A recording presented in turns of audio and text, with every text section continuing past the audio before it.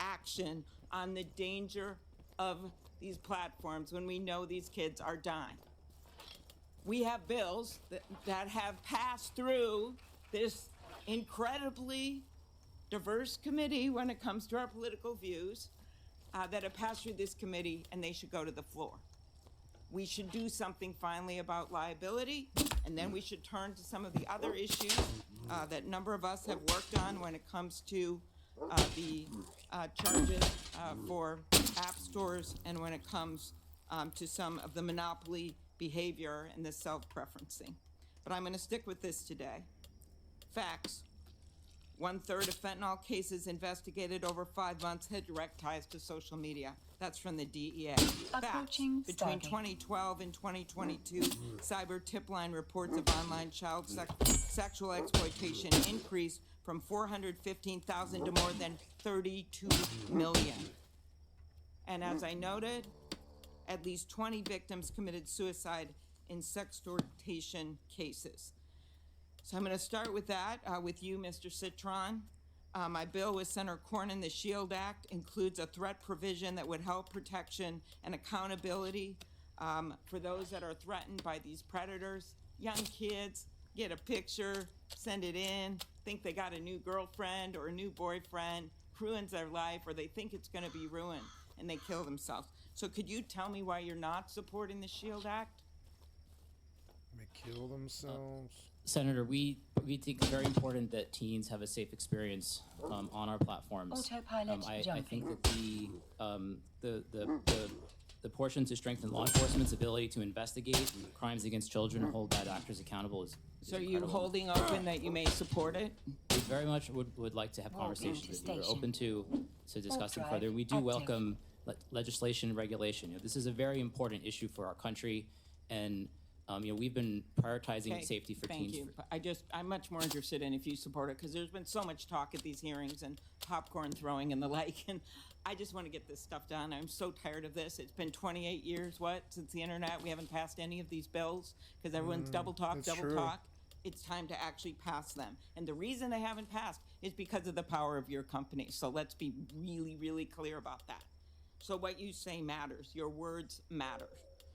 Mr. Chu, I'm a co-sponsor of Chair Dermot's Stop CSAM Act of 2023, along with Senator Hawley, the lead Republican, I believe, which, among other things, empowers victims by making it easier for them to ask tech companies to remove the material and related imagery from their platforms. Why would you not support this bill? Senator, we largely support it. I think the spirit of it is very aligned with what we want to do. There are questions about implementation that I think companies like us and some other groups have, and we look forward to asking those. And of course, if this legislation is law, we will comply. Mr. Spiegel, I know we talked ahead of time. I do appreciate your company's support for the Cooper Davis Act, which will finally, it's a bill with Senator Shaheen and Marshall, which will allow law enforcement to do more when it comes to fentanyl. I think you know what a problem this is. Devin Noring, teenager from Hastings, I mentioned his mom here, suffered dental pain and migraines, so he bought what he thought was a Percocet over Snap, but instead he bought a counterfeit drug laced with a lethal dose of fentanyl. As his mom, who's here with us today, said, all of the hopes and dreams we as parents had for Devin were erased in the blink of an eye, and no mom should have to bury their kid.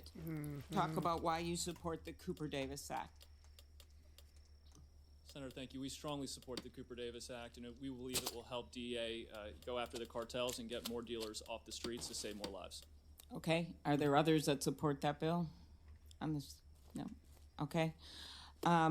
Mr. Zuckerberg, in 2021, the Wall Street Journal reported on internal meta research documents asking, why do we care about tweens? These were internal documents. I'm quoting the documents. And answering its own question by citing meta internal emails. They are a valuable but untapped audience.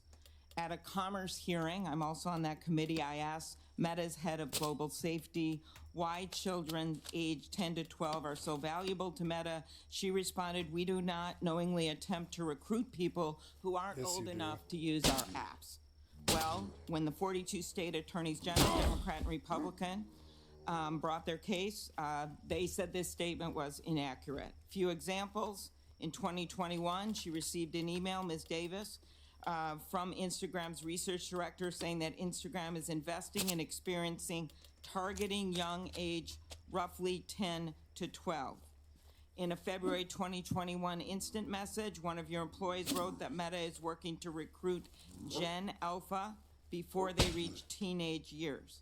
A 2018 email that circulated inside Meta says that you were briefed that children under 13 will be critical for increasing the rate of acquisition when users turn 13. Explain that with what I heard at that testimony at the Commerce hearing, that they weren't being targeted. And I just ask again, as the other witnesses were asked, why your company does not support the Stop CSAM Act or the SHIELD Act. Sure, Senator, I'm happy to talk to both of those.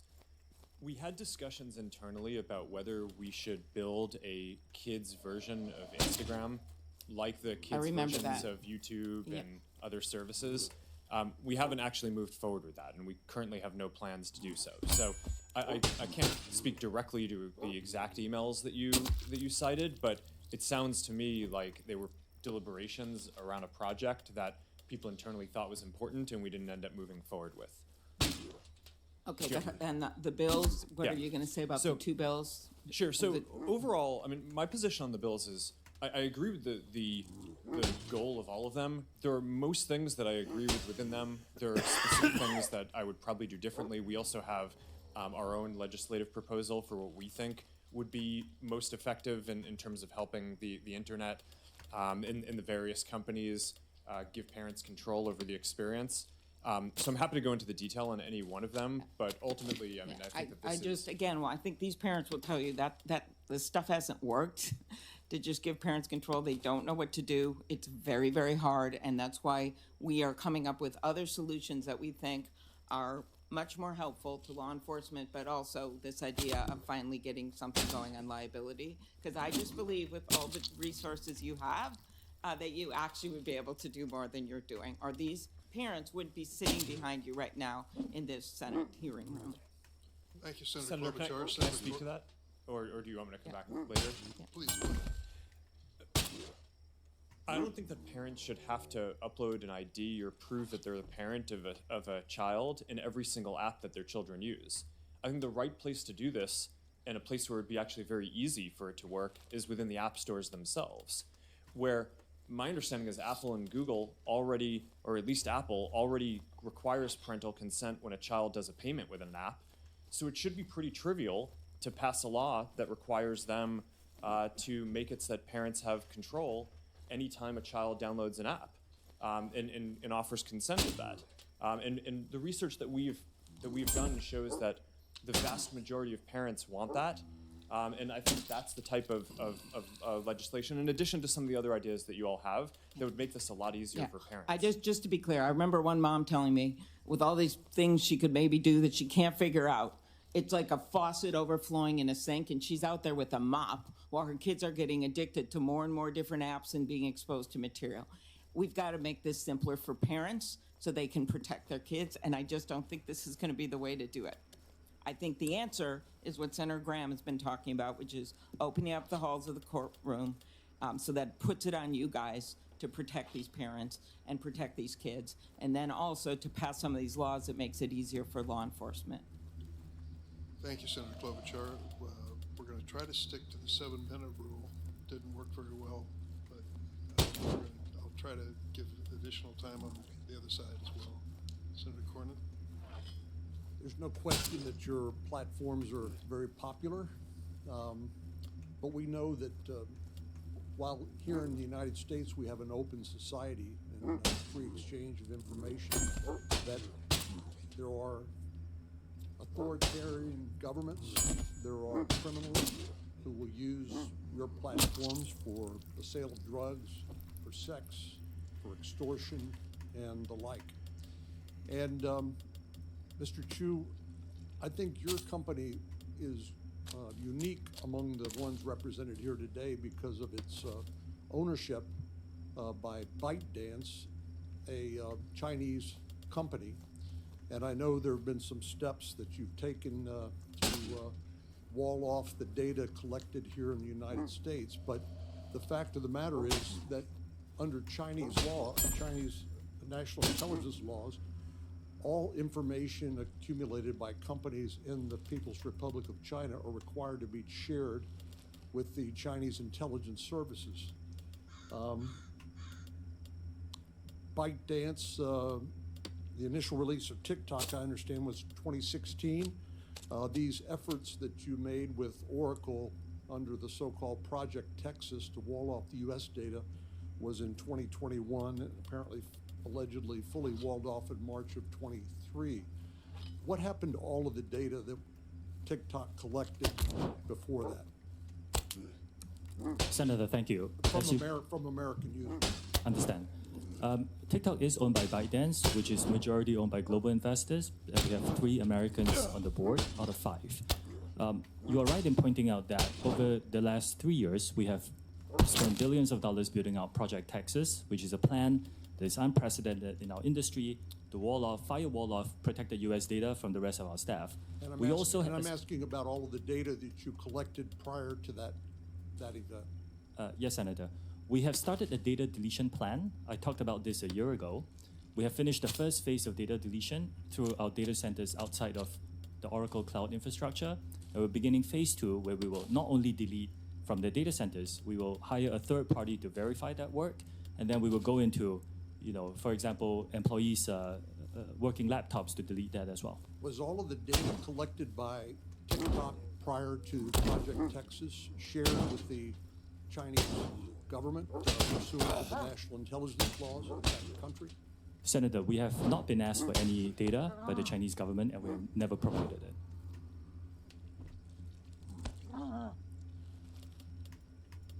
Your company is unique again among the ones represented here today because you're currently undergoing review by the Committee on Foreign Investment in the United States. Is that correct? Senator, yes, there are ongoing discussions, and a lot of our Project Texas work is informed by the discussions with many agencies under the CFIUS umbrella. Well, CFIUS is designed specifically to review foreign investments in the United States for national security risks, correct? Yes, I believe so. And your company is currently being reviewed by this interagency committee at the Treasury Department for potential national security risks. Senator, this review is on a acquisition of Musical.ly, which is an acquisition that was done many years ago. I mean, is this a casual conversation, or are you actually providing information to the Treasury Department about how your platform operates for evaluating a potential national security risk? Senator, it's been many years across 2 administrations and a lot of discussions around how our plans are, how our systems work. We have a lot of robust discussions about a lot of detail. 63% of teens, I understand, use TikTok. Does that sound about right? Senator, I cannot verify that. We know we are popular amongst many age groups. The average age in the US today for our user base is over 30, but we're aware we are popular. And you reside in Singapore with your family, correct? Yes, I reside in Singapore and I work here in the United States as well. And do your children have access to TikTok in Singapore? Senator, if they lived in the United States, I will give them access to our under 13 experience. My children are below the age of 13. My question is, in Singapore, do they have access to TikTok, or is that restricted by domestic law? We do not have an under 13 experience in Singapore. We have that in the United States. Because we were deemed a mixed audience app, and we created the under 13 experience in response to that. A Wall Street Journal article published yesterday directly contradicts what your company has stated publicly. According to the journal, employees under the Project Texas say that U.S. user data, including user emails, birth date, IP addresses, continue to be shared with ByteDance staff, again, owned by a Chinese company. Do you dispute that? Yes, Senator. There are many things about that article that are inaccurate. Where it gets right is that this is a voluntary project that we built. We've spent billions of dollars. There are thousands of employees involved, and it's very difficult because it's unprecedented. Why is it important that the data collected from U.S. users be stored in the United States?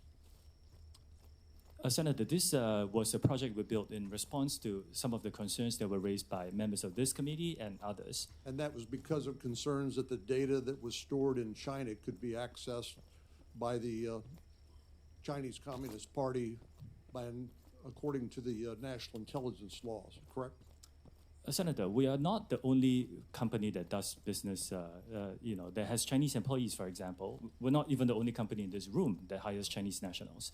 But in order to address some of these concerns, we have moved the data into the Oracle Cloud infrastructure. We built a 2,000-person team to oversee the management of the data based here. We walled it off from the rest of the organization, and then we open it up to third parties like Oracle, and we will onboard others to give them third-party validation. This is unprecedented access. I think we are unique in taking even more steps to protect user data in the United States. Well, you've disputed the Wall Street Journal story published yesterday. Are you going to conduct any sort of investigation to see whether there's any truth to the allegations made in the article, or are you just going to dismiss them outright? We're not going to dismiss them. So we have ongoing security inspections, not only by our own personnel, but also by third parties to ensure that the system is rigorous and robust. No system that any one of us can build is perfect. But what we need to do is to make sure that we are always improving it and testing it against bad people who may try to bypass it. And if anyone breaks our policies within our organization, we will take disciplinary action against them. Thanks, Senator Cornyn. Senator Coons? Thank you, Chairman Durbin. First, I'd like to start by thanking all the families that are here today, all the parents who are here because of a child they have lost, all the families that are here because you want us to see you and to know your concern. You have contacted each of us in our offices expressing your grief, your loss, your passion, and your concern. And the audience that is watching can't see this. They can see you, the witnesses from the companies, but this room is packed as far as the eye can see. And when this hearing began, many of you picked up and held pictures of your beloved and lost children. I benefit from and participate in social media, as do many members of the committee and our nation and our world. There are now a majority of people on Earth participating in and in many ways benefiting from one of the platforms you have launched or you lead or you represent. And we have to recognize there are some real positives to social media. It has transformed modern life, but it has also had huge impacts on families, on children, on nations. And there's a whole series of bills championed by members of this committee that tries to deal with the trafficking in illicit drugs, the trafficking in illicit child sexual material, the things that are facilitated on your platforms that may lead to self-harm or suicide. So we've heard from several of the leaders on this committee, the chair and ranking and very talented and experienced senators. The frame that we are looking at this is consumer protection. When there is some new technology, we put in place regulations to make sure that it is not overly harmful. As my friend Senator Klobuchar pointed out, one door flew off of one plane, no one was hurt, and yet the entire Boeing fleet of that type of plane was grounded, and a federal fit-for-purpose agency did an immediate safety review. I'm going to point not to the other pieces of legislation that I think are urgent that we take up and pass, but to the core question of transparency.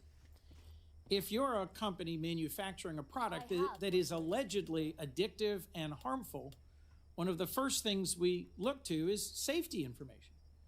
We try to give our constituents, our consumers, warnings, labels that help them understand what are the consequences of this product and how to use it safely or not. As you've heard pointedly from some of my colleagues, if you sell an addictive, defective, harmful product in this country in violation of regulations and warnings, you get sued. And what is distinct about platforms as an industry is Most of the families who are here because there were not sufficient warnings, and they cannot effectively sue you. So let me dig in for a moment if I can, because each of your companies voluntarily discloses information about the content and the safety investments you make and the actions you take. There was a question pressed, I think it was by Senator Graham earlier, about TikTok. I believe, Mr. Chu, you said invest $2 billion in safety.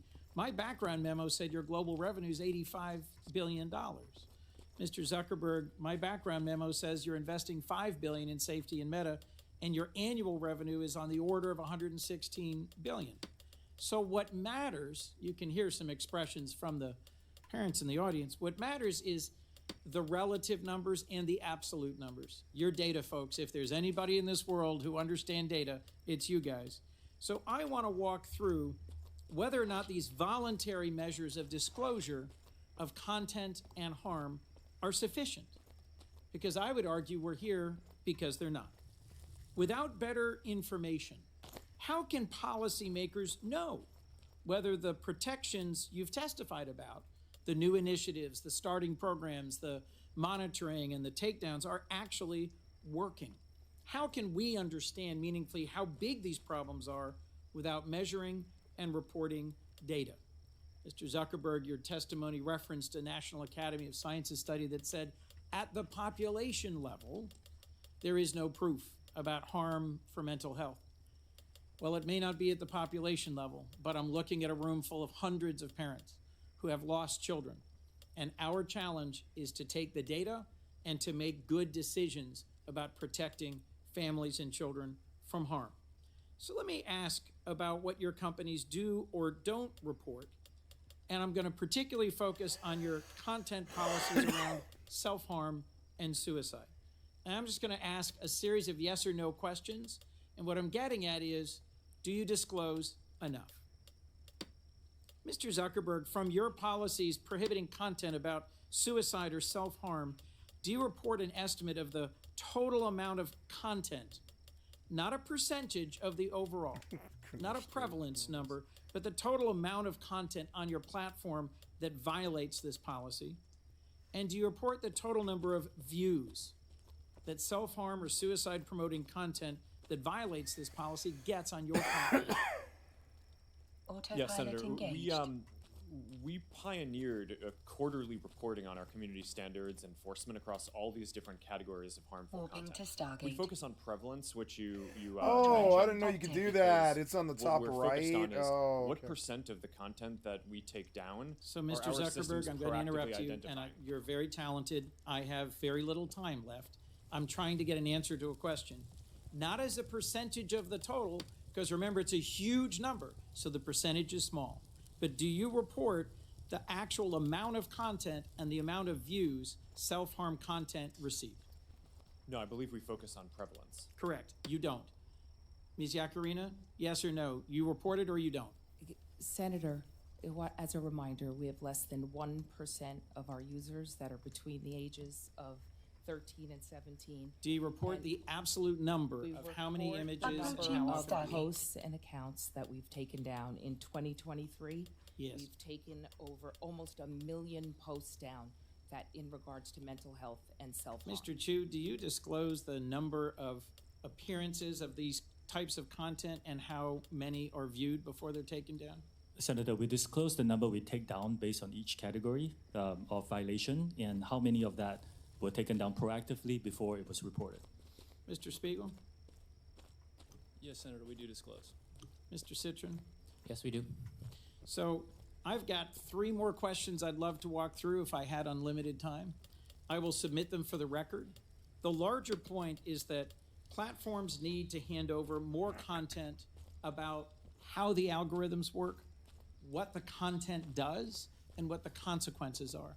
Not at the aggregate, not at the population level, but the actual numbers of cases so we can understand the content. In closing, Mr. Chairman, I have a bipartisan bill, the Platform Accountability and Transparency Act, co-sponsored by Senators Cornyn, Klobuchar, Blumenthal on this committee, and Senator Cassidy and others. It's in front of the Commerce Committee, not this committee. But it would set reasonable standards for disclosure and transparency. to make sure that we're doing our jobs based on data. Yes, there's a lot of emotion in this field, understandably. But if we're going to legislate responsibly about the management of the content on your platforms, we need to have better data. Is there any one of you willing to say now that you support this bill? Mr. Chairman, let the record reflect a yawning silence from the leaders of the social media platforms. Thank you. Thanks, Senator Coons. We're on the first of two roll calls, and so please understand if some of the members leave and come back, it's no disrespect. They're doing their job. Senator Lee. Thank you, Mr. Chairman. Tragically, survivors of sexual abuse are often repeatedly victimized and re-victimized over and over and over again by having non-consensual images of themselves on social media platforms. There's a NCMEC study that pointed out there was one instance of CSAM that reappeared more than 490,000 times after it had been reported. So we need tools in order to deal with this. We need, frankly, laws in order to mandate standards so that this doesn't happen, so that we have a systematic way of getting rid of this stuff. Because there is literally no plausible justification, no way of defending this. One tool, one that I think would be particularly effective, is a bill that I'll be introducing later today, and I invite all my committee members to join me. It's called the PROTECT Act. The PROTECT Act would, in pertinent part, require websites to verify age and verify that they've received consent of any and all individuals appearing on their site in pornographic images. And it also require platforms to have meaningful processes for an individual seeking to have images of him or herself removed in a timely manner. Ms. Yaccarino, based on your understanding of existing law, what might it take for a person to have those images removed, say from X? Senator Lee, thank you. It sounds like what you're going to introduce into law in terms of ecosystem-wide and user consent sounds exactly like part of the philosophy of why we're supporting the SHIELD Act, and no one should have to endure non-consensual images being shared online. Yeah, and without that, without laws in place, and it's fantastic anytime a company, as you've described with yours, wants to take those steps, it's very helpful. It can take a lot longer than it should, and sometimes it does, to the point where somebody had images shared 490,000 times after it was reported to the authorities, and that's deeply concerning. But yes, the PROTECT Act would work in tandem with. It's a good complement to the SHIELD Act. Mr. Zuckerberg, let's turn to you next. As you know, I feel strongly about privacy and believe that one of the best protections for an individual's privacy online involves end-to-end encryption. We also know that a great deal of grooming and sharing of CSAM happens to occur on end-to-end encrypted systems. Tell me, does Meta allow juvenile accounts on its platforms to use encrypted messaging services within those apps? Sorry, Senator, what do you mean juvenile? Underage, people under 18. Under 18.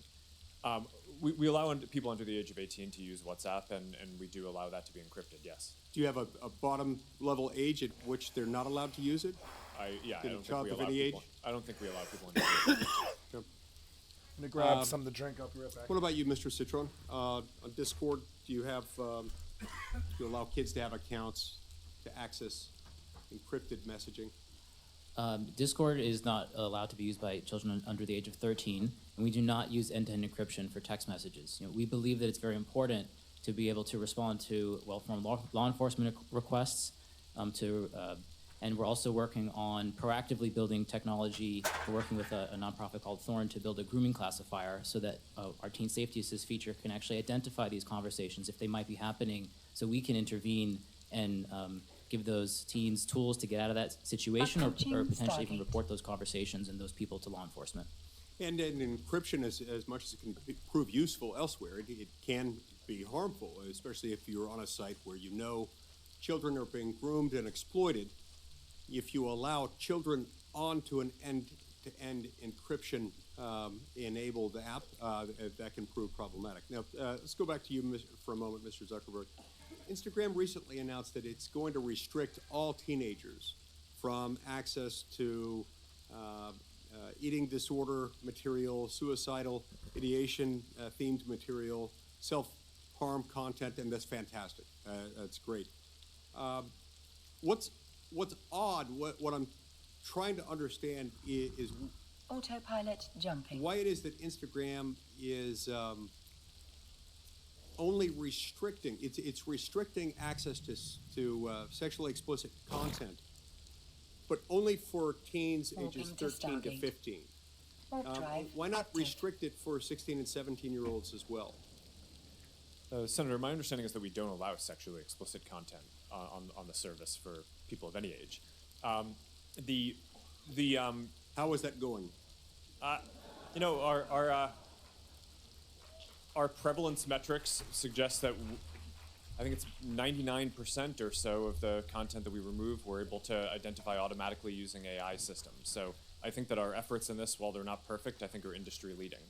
The other thing that you asked about was self-harm content, which is what we recently restricted, and we made that shift. I think the state of the science is shifting a bit. Previously, we believed that when people were thinking about self-harm, it was important for them to be able to express that and get support. And now more of the thinking in the field is that it's just better to not show that content at all, which is why we recently moved to restrict that from showing up for those teens at all. Okay, is there a way for parents to make a request on what their kid can see or not see on your sites? There are a lot of parental controls. I'm not sure if I don't think that we currently have a control around topics, but we do allow parents to control the time that the children are on the site, and also a lot of it is based on kind of monitoring and understanding what the teen's experience is. Mr. Mr. Citrin, Discord allows pornography on its site. Now, reportedly, 17% of minors who use Discord have had online sexual interactions on your platform, 17%, and 10% have those interactions with someone that the minor believed to be an adult. Do you restrict minors from accessing Discord servers that host pornographic material on them? Nope. Senator, yes, we do restrict minors from accessing content that is marked for adults. No, you don't. Discord also does not recommend content to people. Discord is a chat app. We do not have a feed or an algorithm that boosts content. So we allow adults to share content with other adults in adult-labeled spaces, and we do not allow teens to access that content. Okay. I see my time's expired. Thank you. Welcome, everyone. We are here in this hearing because as a collective, your platforms really suck at policing themselves. Approaching Stargate. We hear about it here in Congress with fentanyl and other drug dealing facilitated across platforms. Facebook. Yep. We see it and hear about it here in Congress with harassment and bullying that takes place across your platforms. We see it and hear about it here in Congress with respect to child pornography, sexploitation, and blackmail, and we are sick of it. It seems to me that there is a problem with accountability because these conditions continue to persist. In my view, Section 230, Not bad. which provides Autopilot immunity from jumping. lawsuit, is a very significant part of that problem. If you look at where bullies have been brought to heel recently, Warping to whether it's Stargate. Dominion Warp drive active. Finally getting justice against Fox News after a long campaign to try to discredit the election equipment manufacturer, or whether it's the moms and dads of the Sandy Hook victims finally getting justice against InfoWars and its campaign of trying to get people to believe that the massacre of their children was a fake put on by them, or even now, more recently, with a writer getting a very significant judgment against Donald Trump after years of bullying and defamation. An honest courtroom has proven to be the Approaching place Stargate. where these things get sorted out. And I'll just describe one case, if I may. It's called Doe versus Twitter. The plaintiff in that case was blackmailed in 2017 for sexually explicit photos and videos of himself, then aged 13 to 14. A compilation video of multiple CSAM videos surfaced on Twitter in 2019. A concerned citizen reported that video on December 25th, 2019, Christmas Day. Twitter took no action. Autopilot jumping. The plaintiff, then a minor in high school in 2019, became aware of this video from his Warping to classmates Stargate. Warp drive active. in January of 2020.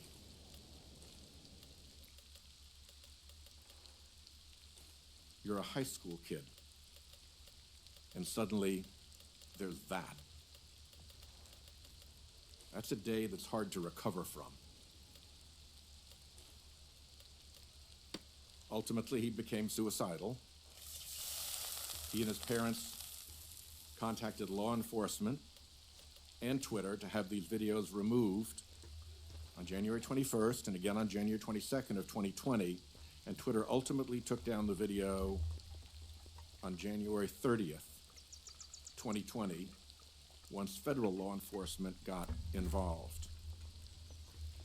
That's a pretty foul set of facts. And when the family sued Twitter Approaching Stargate.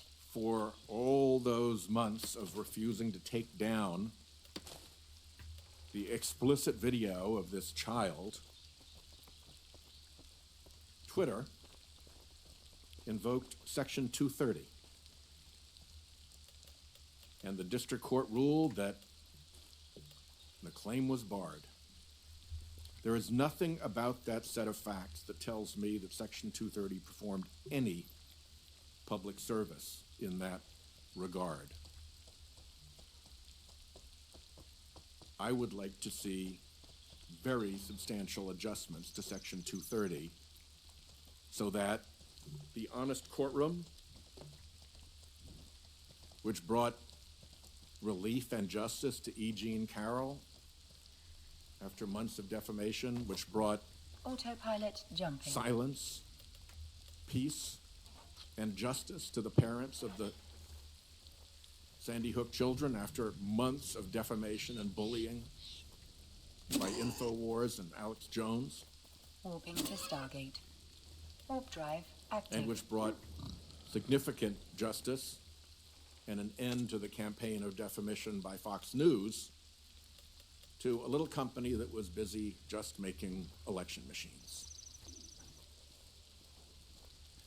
So I would, my time is running out. I'll turn to, I guess Senator Cruz is next. But I would like to have each of your companies put in writing what exemptions from the protection of Section 230 you would be willing to accept, bearing in mind the fact situation in Doe versus Twitter, bearing in mind the enormous harm that was done to that young person Stargate. and that family by the non-responsiveness of this enormous platform over months and months and months and months. Again, think of what it's like to be a high school kid and have that stuff up in the public domain and have the company that is holding it out there in the public domain react so disinterestedly. Okay? Will you put that down in writing for me? 1, 2, 3, 4, 5 yeses. Done. Senator Cruz. Thank you, Mr. Chairman.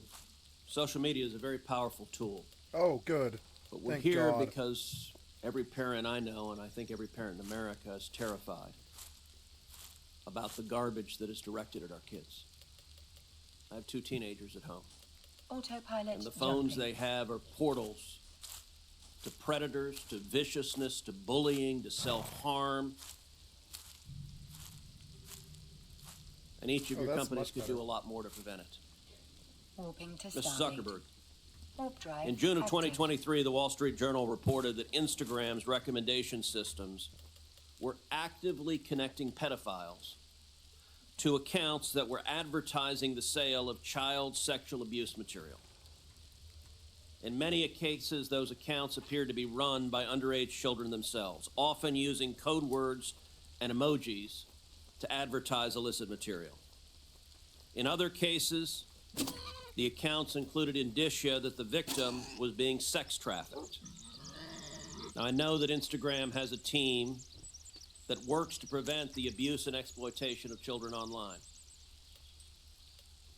But what was particularly concerning about the Wall Street Journal expose was the degree to which Instagram's own algorithm was promoting the discoverability of victims Approaching for Stargate. pedophiles seeking child abuse material. In other words, this material wasn't just living on the dark corners of Instagram. Instagram was helping pedophiles find it by promoting graphic hashtags, including hashtag pedwhore and hashtag preteen sex to potential buyers.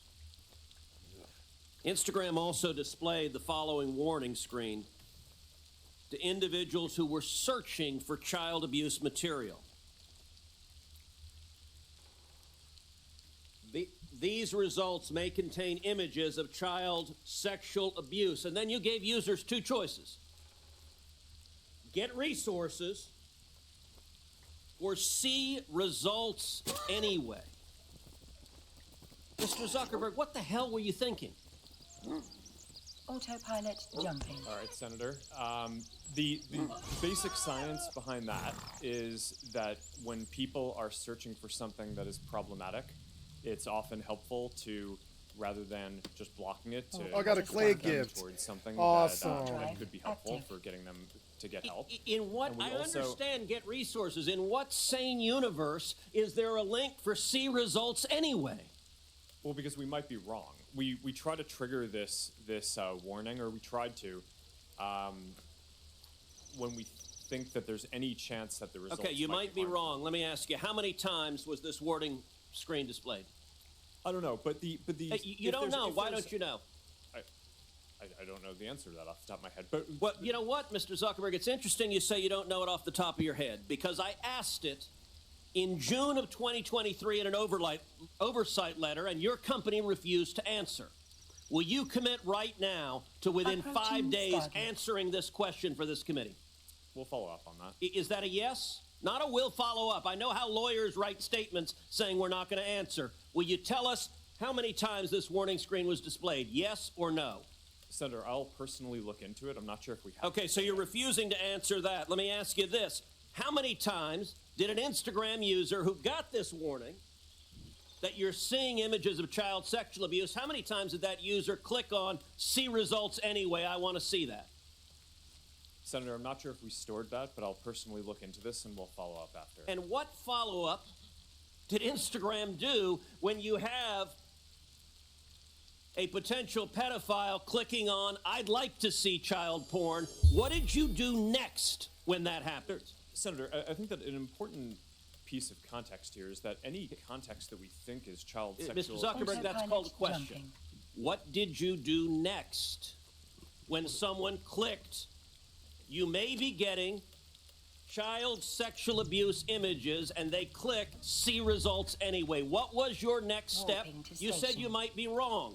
Did anyone examine, was it in fact child sexual abuse material? Did anyone report that user? Did anyone go and try to protect that child? What did you do next? Senator, we take down anything that we think is sexual abuse material on the service, and we do. Did anyone verify whether it was in fact child sexual abuse material? No. Senator, I don't know if every single search result we're following up on, but did you report the people who wanted it? Senator, do you want me to answer your question? Yeah, I want you to answer the question I'm asking. Did you report the people who click see results anyway? That's probably one of the factors that we use in reporting, and in general, and we've reported more people and done more reports like this to NCMEC, the National Center of Missing and Exploited Children, than any other company in the industry. We proactively go out of our way across our services to do this, and have made, I think it's more than 26 million reports, which is more than the whole rest of the industry combined. So, Mr. Zuckerberg, your company and every social media company needs to do much more to protect children. All right, Mr. Chu, in the next couple of minutes I have, I want to turn to you. You're familiar with China's 2017 National Intelligence Law, which states, quote, all organizations and citizens shall support, assist, and cooperate with national intelligence efforts in accordance with the law, and shall protect national intelligence work secrets they are aware of. Yes, I'm familiar with this. TikTok is owned by ByteDance. Is ByteDance subject to the law? For the Chinese businesses that ByteDance owns, yes, it will be subject to this, but TikTok is not available in mainland China.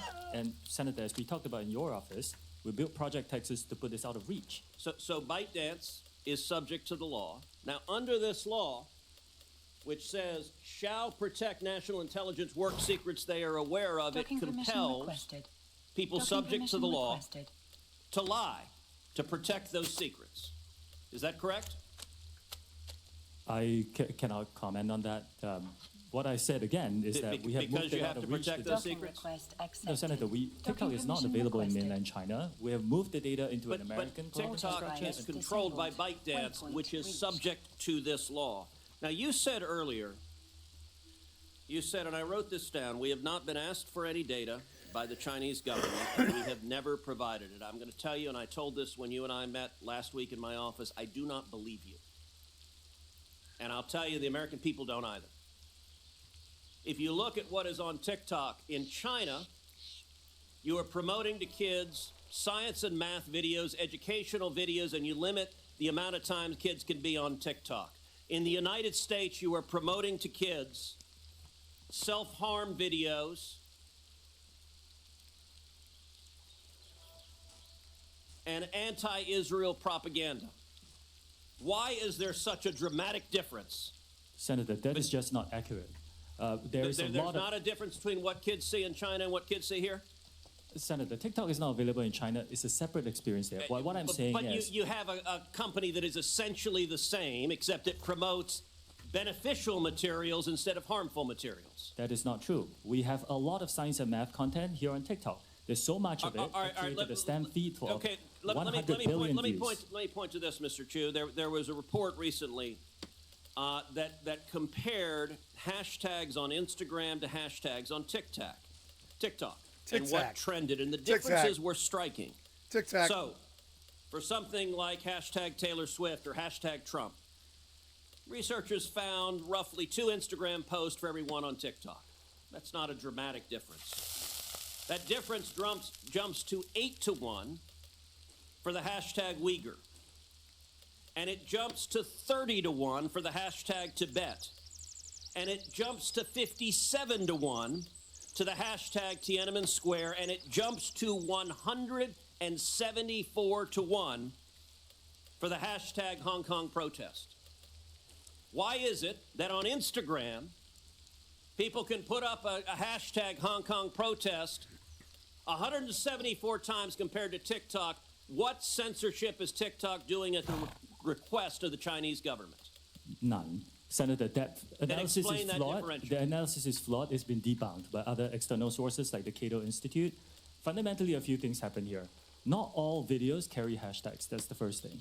The second thing is that you cannot selectively choose a few words within a certain time Why the period. difference between Taylor Swift and Tiananmen Square? What happened at Tiananmen Square? Senator, there was a massive protest during that time. But what I'm trying to say is our users can freely come and post this Why content. would there be no difference on Taylor Swift, or a minimal difference, and a massive difference on Tiananmen Square or Hong Kong? Senator, could you wrap up, please? Senator, our algorithm does not suppress any content simply based on To it. answer It that doesn't. question, why Yeah. is there a difference? Like I said, I think this analysis is flawed. You're selectively choosing some words over some periods. We haven't been around as There long is as an other apps. obvious difference. 174 to 1 for Hong Kong compared to Taylor Swift is dramatic. Senator Blumenauer. Thanks, Mr. Chairman. Mr. Zuckerberg, Blumenthal, I'm sorry. thank you. I know both of them. That was good enough. Mr. Zuckerberg, you know who Antigone Davis is, correct? Yes. She's one of your top leaders. In September of 2021, she was global head of safety, correct? Yes. And you know that she came before a subcommittee of the Commerce Committee that I chaired at the time, Subcommittee on Consumer Protection, correct? Yes. And she was testifying on behalf of Facebook, right? Meta, but yes. It was then Facebook, but Meta now. And she told us, and I'm quoting, Facebook is committed to building better products for young people and to doing everything we can to protect their privacy, safety, and well-being on our platforms. And she also said, kids' safety is an area where, quote, we are investing heavily, end quote. We now know that statement was untrue.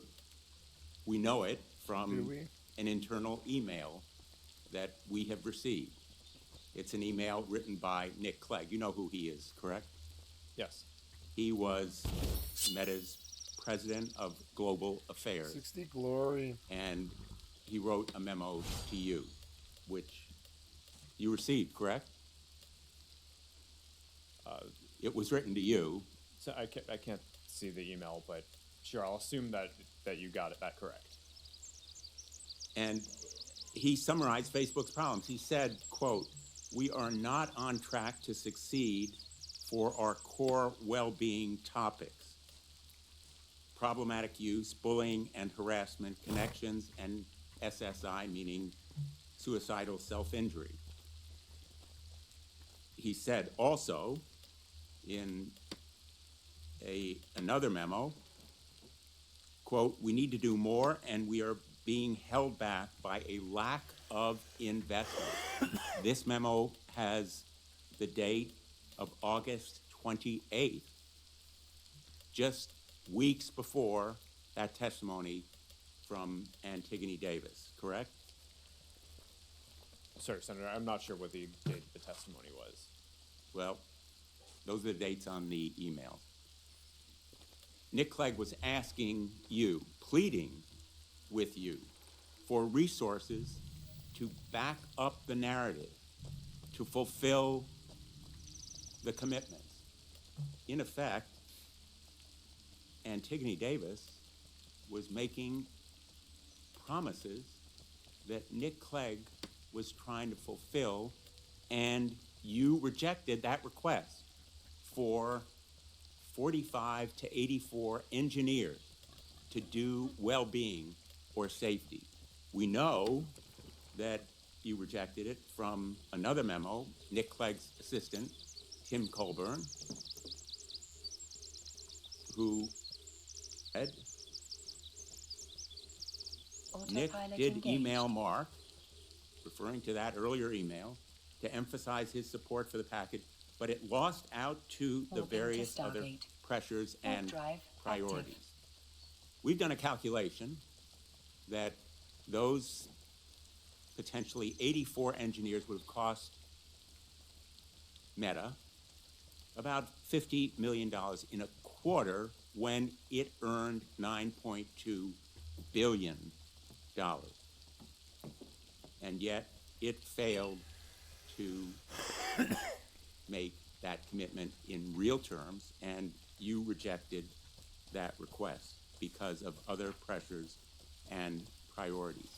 That is an example from your own internal document of failing to act, and it is the reason why we can no longer trust Meta and, frankly, any of the other social media Approaching Stargate. to, in effect, grade their own homework. The public, and particularly the parents in this room, know that we can no longer rely on social media to provide the kind of safeguards that children and parents deserve. And that is the reason why passing the Kids Online Safety Act is so critically important. Mr. Zuckerberg, do you believe that you have a constitutional right to lie to Congress? Yes. Senator, no, but I mean, well, let me just you just put up a clarify bunch of for things. you. I mean, I'd like the opportunity let to, me just to respond clarify to for you. In He's gotten a better lawsuit at fighting brought these by people. Hundreds of parents, some in this very room, alleging that you made false and misleading statements concerning the safety of your platform for children. You argue in not just one pleading, but twice, in December and then in January, that you have a constitutional right to lie to Congress. Do you disavow that filing in court? Senator, I don't know what filing you're talking about, but I testified honestly and truthfully, and I would like the opportunity to respond to the previous things that you showed as well. Well, I have a few more questions, and let me ask You mean others accusations? who are here, because I think it's important to put you on record. Who will support the Kids Online Safety Act? Yes or no, Mr. Citron? Who will, there are yes parts or of no? the act that we think are great. No, and it's a yes or no question. I'm going to be Who running will out of time, support? so I'm assuming the answer is no, if you can't answer yet. we very much think that the national privacy That's a standard no. would be great. That's a Siegel? no. Senator, we strongly support the Kids Online Safety Act, and we've already Approaching implemented many of its Stargate. core provisions. Thank you. I welcome that support, along with Microsoft's support. Mr. Chu? Senator, with some changes, we can support it. No, in its present form, do you support it? Yes or no? We are aware that some groups have raised some concerns. It's important to understand I'll how take these that as a concerns- no. Ms. Yacarino? Senator, we support COSA and will continue to make sure that it accelerates and make sure it continues to offer community for teens that are seeking that voice. Mr. Zuckerberg? Senator, we support the age-appropriate content standards, but would have some Yes suggestions or no, on how to Mr. implement it. Zuckerberg? Do you support the Kids Online Safety Act? Senator, I It's a think measure these are that is nuanced public, things. and I'm just asking whether you'll support it or not. These are nuanced things. I think that the basic spirit is right. I think the basic ideas in it are right, and there are some ideas that I would debate how to best Okay, implement. unfortunately, Jumping. I don't think we can count on social media as a group or big tech to support this measure. And in the past, we know it's Moving been to opposed Stargate. by armies of Warp lawyers drive and active. lobbyists. We're prepared for this fight, but I am very, very glad that we have parents here, because tomorrow we're going to have an advocacy day. And the folks who really count, the people in this room who support this measure, are going to be going to their representatives and their senators, and their voices and faces are going to make a difference. Senator Schumer has committed that he will work with me to bring Wait, this I lost bill my to a step vote. horse. No. And then we will have real protection for children and parents online. Thank you, Mr. Chairman. Thank you, Senator Blumenthal. We have a vote on, as Senator Cotton, have you voted on Senator Hawley? You haven't voted yet. Approaching Stargate. You're next. And I don't know how long the vote will be open, but turn over to you. Thank you, Mr. Chairman. Mr. Zuckerberg, let me start with you. Did I hear you say in your opening statement that there's no link between mental health and social media use? Senator, what I said is I think it's important to look at the science. I know it's people widely talk about this as if that is something that's already been proven, and I think that the bulk of the scientific evidence does not support that. Well, really, let me just remind you of some of the science from your own company. Instagram studied the effect of your platform on teenagers. Let me just read you some quotes from the Wall Street Journal's report on this. Company researchers found that Instagram is harmful for a sizable percentage of teenagers, most notably teenage girls. Here's a quote from your own study. Quote, "We make body image issues worse for 1 in 3 teen girls." Here's another quote. Teens blamed Instagram, this is your study, for increases in the rate of anxiety and depression. This reaction was unprompted and consistent across all groups. That's your study. Senator, we try to understand the feedback and how people feel about the services we can improve. Wait a minute, your own study says that you make life worse for 1 in 3 teenage girls. You increase Senator, anxiety and depression. That's what it says, and you're here testifying to us in public that there's no link. You've been doing this for years. For years, you've been coming in public and testifying under oath that there's absolutely no link. Your product is wonderful. The science is nascent. Full speed ahead, while internally you know full well your product is a disaster for teenagers. Senator, and yet that's you not keep true. right on doing what you're doing. Right? That's not true. That's not true. Let me show you some other facts I know that you're familiar with. Wait a minute. That's not a question. That's not a question. Those are facts, Mr. Zuckerberg. That's not a question. Those aren't facts. Here, let me show you some more facts.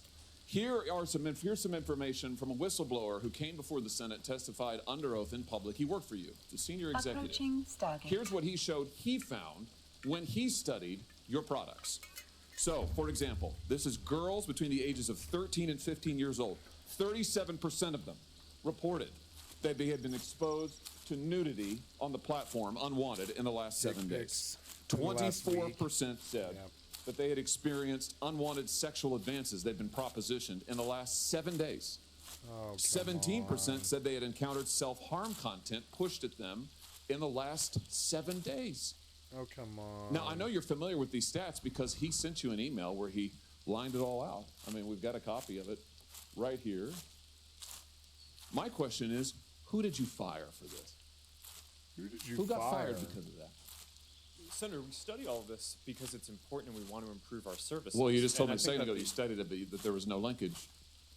Who did you fire? I said you mischaracterized. 37% of teenage girls between 13 and 15 were exposed to unwanted nudity in a week on Instagram. You knew about it. Who did you fire? Senator, this is why we're building all. Who did you fire? To Stargate. Who did you fire? Senator, Who did you fire? Who did you fire? Who did you fire? I'm not going to answer that. Because you didn't fire anybody, right? You didn't take any significant I don't think action. It's appropriate to talk about like It's not individual HR appropriate. decisions. Do you know who's sitting behind you? You've got families from across the nation whose children are either severely harmed or gone, and you don't think it's appropriate to talk about steps that you took? The fact that you didn't fire a single person? Let me ask you this. Have you compensated any of the victims? Sorry? Have you compensated any of the victims? No. These girls, have you compensated? I don't believe so. Why would you Why not? For getting dick pics? Don't you think they deserve some compensation for what your platform has done? Help with counseling Pay the services, money. help You're like a with bank. Just pay them. dealing with the issues that your services cause? It's like a child's understanding of the world. It's to just help keep people safe. Are you going to compensate? Is your job to? Are you Senator, just our going to job, compensate and these what we take girls? seriously Come on, is compensate making sure these that girls. we build Are you going to pay these industry-leading girls? tools to find harmful To content, make money. take it off the services, To make money. and to build tools that empower parents. So you that didn't help take work any people. action. You didn't That's take not any true, action. You Senator. didn't fire anybody. You haven't compensated a That's single not- victim. that's Let not me what I ask you said. this. Let me ask you this. There's Like families yelling of at each victims other. here today. Have you apologized to the victims? No. Would you like to do so now? No. They're here. You're on national television. Would you No. like now to apologize to No. the victims who have been harmed by your product? Show them the No. pictures. Would you like to apologize for what you've done to these good people? No. No. My lawyer has advised me to say no.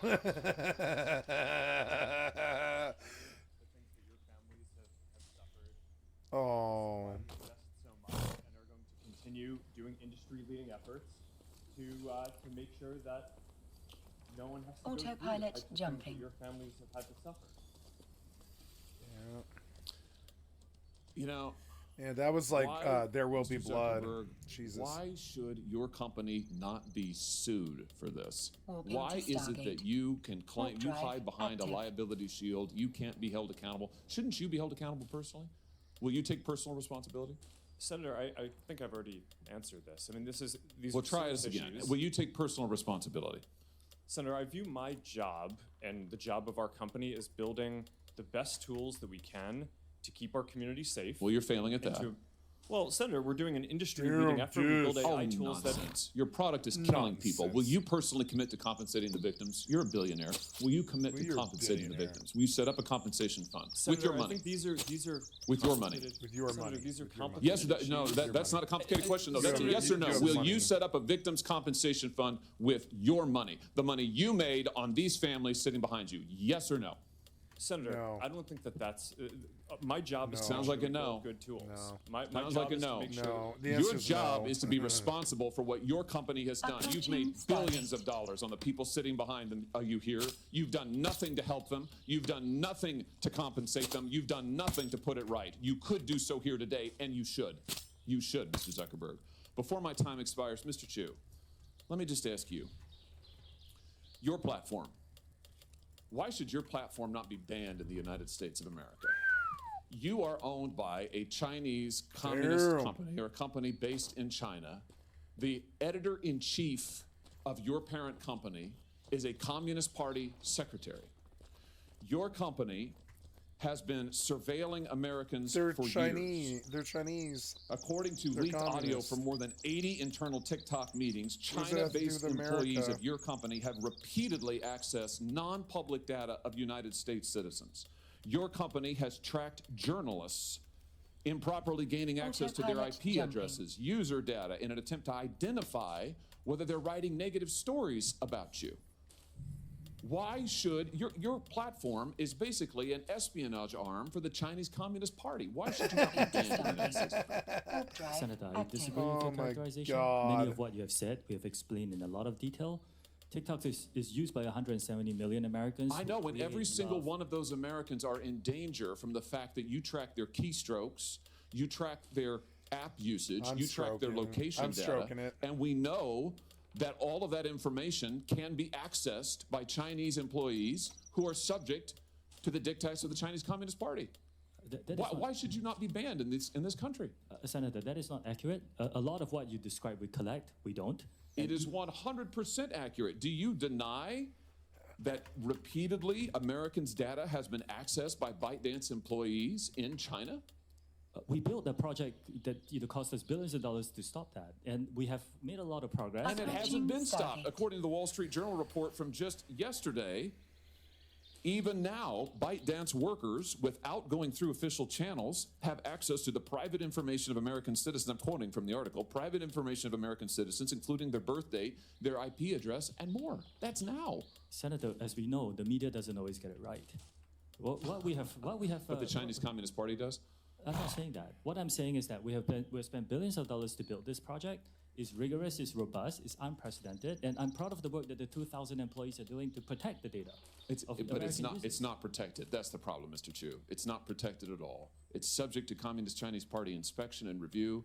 Your app, unlike anybody else sitting here, and heaven knows I've got problems with everybody here, but your app, unlike any of those, is subject to the control and inspection of a foreign hostile government that has actively trying to track the Autopilot information and jumping. whereabouts of every American that they get their hands on. Your app ought to be banned in the United States of America for the security of this country. Thank you, Mr. Chairman. Wow. Thank you, Mr. Chairman. Bunch of Warping to fucking As Stargate. we've heard, browbeating. children face all Drive sorts of active. dangers when they use social media, from mental health harms to sexual exploitation, even trafficking. Sex trafficking is a serious problem in my home state of Hawaii, especially for Native Hawaiian victims. That social media platforms are being used to facilitate this trafficking, as well as the creation and distribution of C-scam is deeply concerning, but it's happening. For example, several years ago, a military police officer stationed in Hawaii was sentenced to 15 years in prison for producing C-scam as part of his online exploitation of a minor female. He began communicating with this 12-year-old girl through Instagram.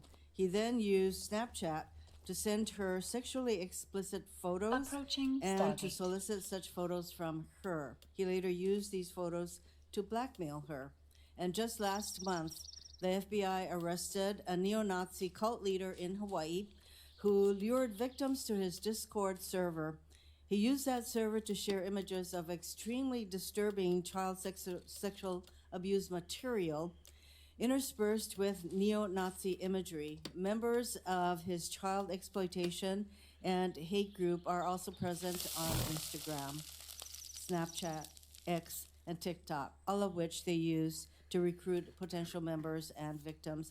In many cases, including the ones I just mentioned, your companies played a role in helping law enforcement investigate these offenders.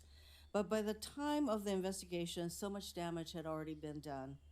This hearing is about how to keep children safe online, and we've listened to all of your testimony, to seemingly impressive safeguards for young users. You try to limit the time that they spend. You require parental consent. You have all of these tools. Yet, trafficking and exploitation of minors online and on your platforms continues to be rampant.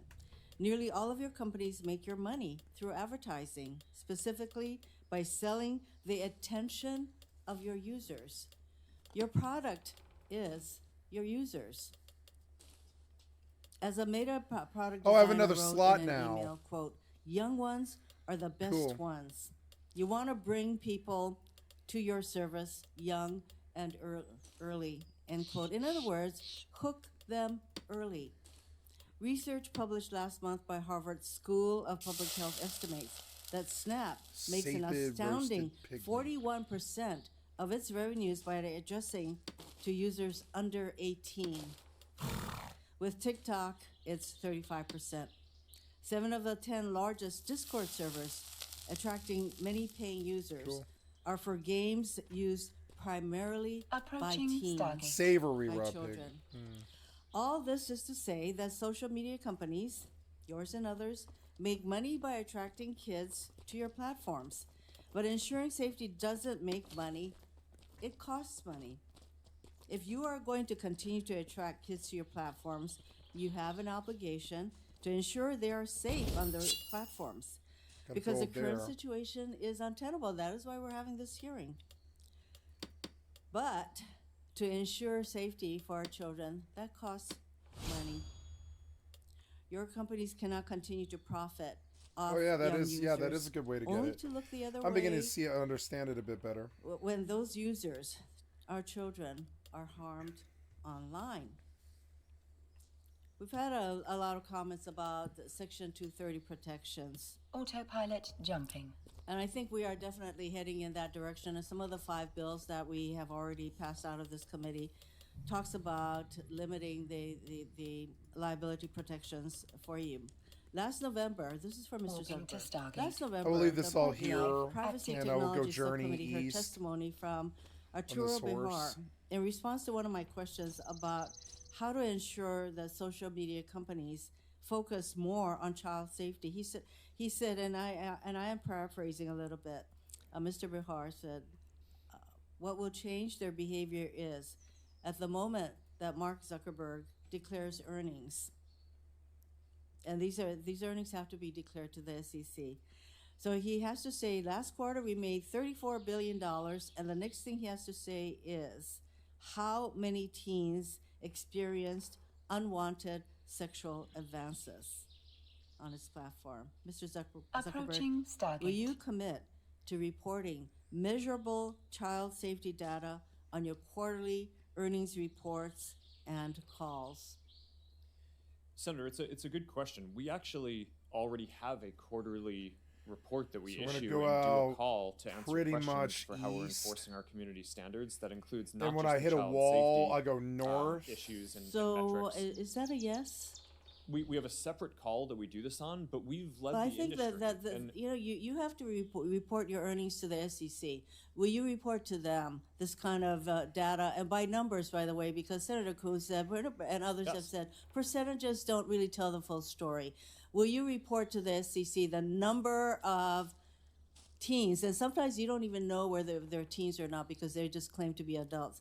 Will you report the number of underage children on your platforms who Autopilot jumping. experience unwanted CSAM and other kinds of messaging that harm them? Will you commit Moving to Stargate. Warp drive citing active. those numbers to the SEC when you make your quarterly report? Well, Senator, I'm not sure it would make as much sense to include it in the SEC filing, but we file it publicly so that way everyone can see this. And I'd be happy to follow up and talk about what specific metrics. I think the specific things that some of the ones that you just mentioned around underage people on our services, we don't allow people under the age of 13 on our service. So if we find anyone who's under the age of 13, we remove them from our service. Now, I'm not saying that people don't lie and that there aren't Yes, apparently anyone who's there- under the age of 13 who's using it, but we're not going to be able to count how many people there are because fundamentally, if we identify that someone is underage, we remove them from the I service. think that's really important that we get actual numbers because these are real human beings. That's why all these parents and others are here, because each time that a young person is exposed to this kind of unwanted material and they get hooked, it is a danger to that individual. So I'm hoping that you are saying that you do report this kind of information to, if not the SEC, that it is made public. I think I'm hearing that, yes, you do. So Yeah, Senator, I think Approaching we report Stargate. more publicly on our enforcement than any other company in the industry. And we're very supportive of transparency measures. And I am think running out of time, Mr. Zuckerberg, but so I will follow up with what exactly it is that you do report. Again, for you, when Meta automatically places young people's accounts, and you testified to this, on the most restrictive privacy and content sensitivity sessions, and yet teens are able to opt out of these safeguards. Isn't that right? It's not mandatory that they remain on these settings. They can opt out. Senator, yes, we default teens into a private account so that way they have a private and restricted experience, but some teens want to be creators and want to have content Autopilot that they share more jumping. broadly, and I don't think that that's something that should just blanketly be banned. Why not? I think it should be mandatory that they remain on the more restrictive settings. Warping to station. Senator, I think that there's somewhere. Warp I mean, a drive lot of teens active. create amazing things, and I think with the right supervision and parenting and controls, I think that that's like, I don't think that that's the type of thing that you want to just not allow anyone to be able to do. I think you want to make it so that My time is up, but I have to say that there is an argument that you all make for every single thing that we are proposing. And I share the concern that I have about the blanket limitation on liabilities that we provide, all of you. And I think that has to change. And that is on us, on Congress, to make that change. Thank you, Mr. Chairman.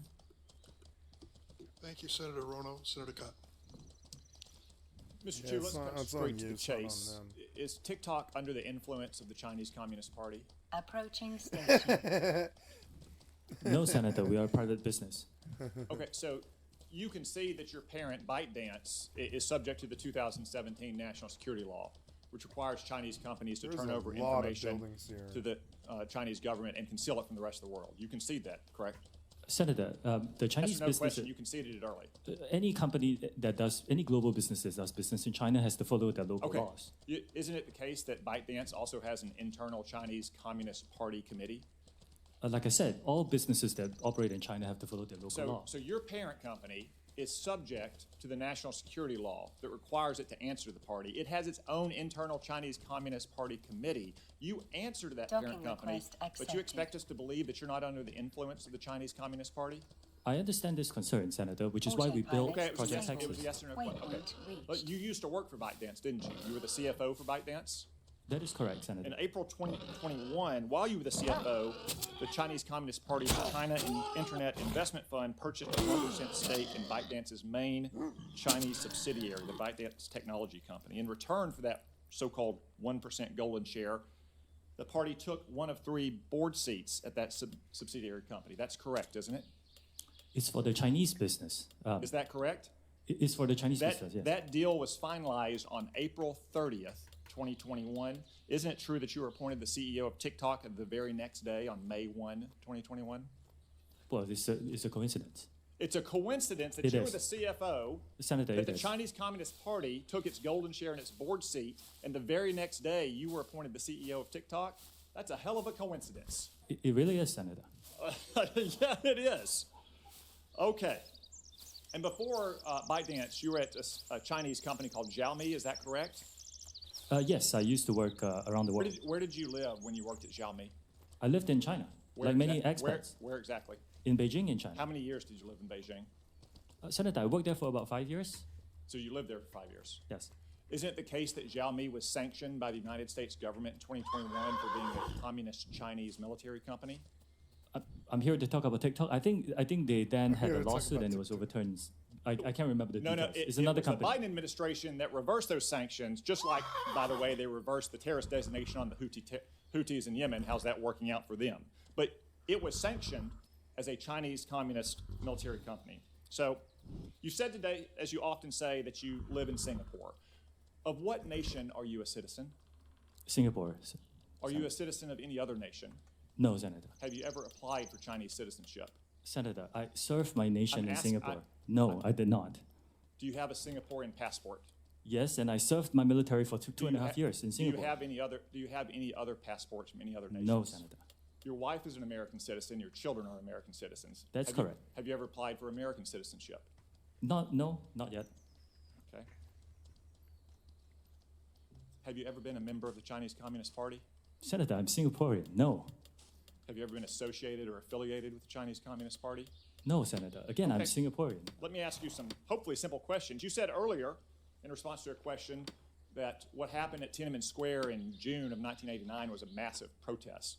Did anything else happen in Tiananmen Square? Yes, I think it's well documented. There was a massacre. There was yeah. the indiscriminate slaughter of hundreds or thousands of Chinese citizens. Do you agree with the Trump administration and the Biden administration that the Chinese government is committing genocide against the Uyghur people? Senator, I've said this before. I think it's really important that anyone who cares about this topic or any topic can freely express themselves on TikTok. It's a very simple question that unites both parties in our country and governments around the world. Is the Chinese government committing genocide against the Uyghur people?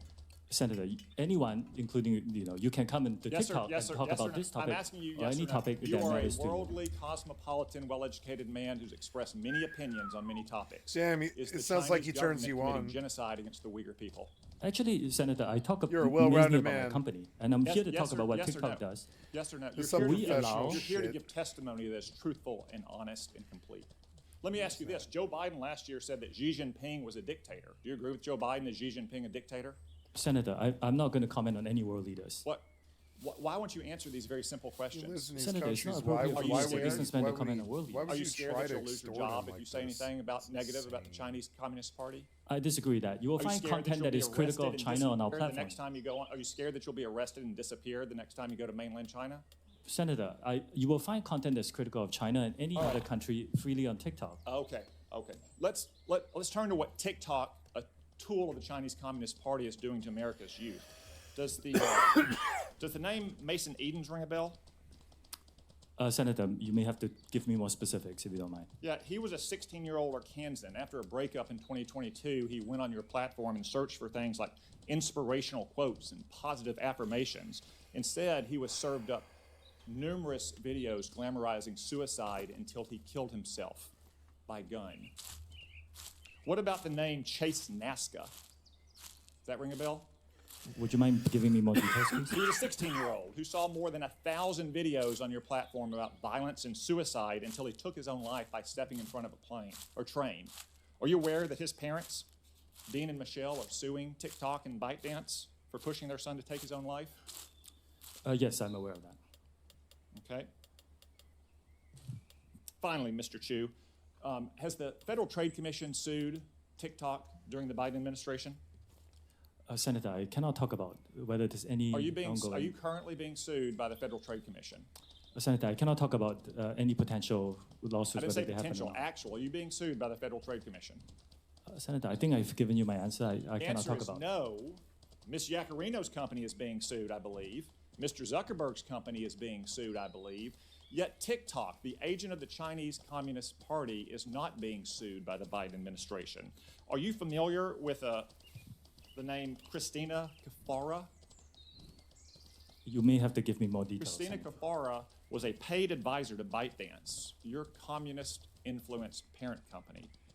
She was then hired by the Biden FTC to advise on how to sue Mr. Zuckerberg's company. Senator, ByteDance is a global company and not a Chinese Communist company. It's owned by global investors. Public reports indicate that your lobbyist visited the White House more than 40 times in 2022. How many times did your company's lobbyist visit the White House last year? I don't know that, Senator. Are you aware that the Biden campaign and the Democratic National Committee is on your platform? They have TikTok accounts? Senator, we encourage people to come on Which, to by create the way, organic, they won't authentic let content. they won't let their staffers use their personal phones. They give them separate phones that they only use TikTok on. We encourage everyone to join, including yourself, Senator. So all these companies The are road being just sued by the ends here. FTC. You're not. The FTC has a former paid advisor, your parent, talking about how they can sue Mr. Zuckerberg's company. Joe Biden's re-election campaign, the Democratic National Committee, is on your platform.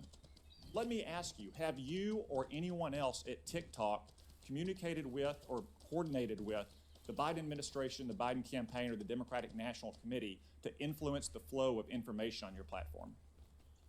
We work with any creators who want to use our campaign. It's all the same process that we have. So what we have here, we have a company that's a tool of the Chinese Communist Party that is poisoning the minds of America's children, in some cases driving them to suicide, and that at best the Biden administration is taking a pass on, at worst maybe in collaboration with.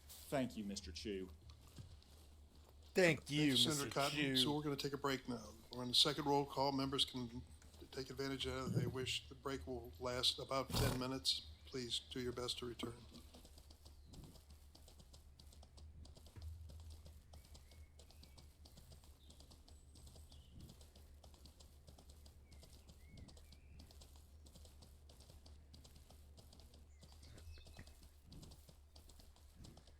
There's a bear. I want to see if I can kill him.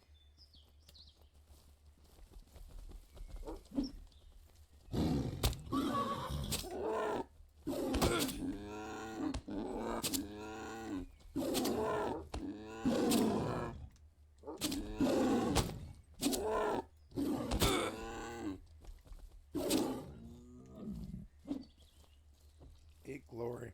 Not bad.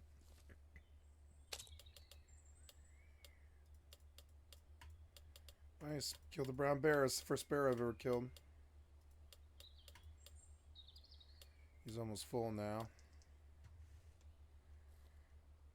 There's another one. I better sit. The wolf. The wolf didn't get hurt, but the steppe horse did. Oh, God. I'm just gonna try and get my health back, but like Final Fantasy 11 before he aggroes. Yep. My health's going up. Yep, we're gonna get every bit. Get up. Yep, yep.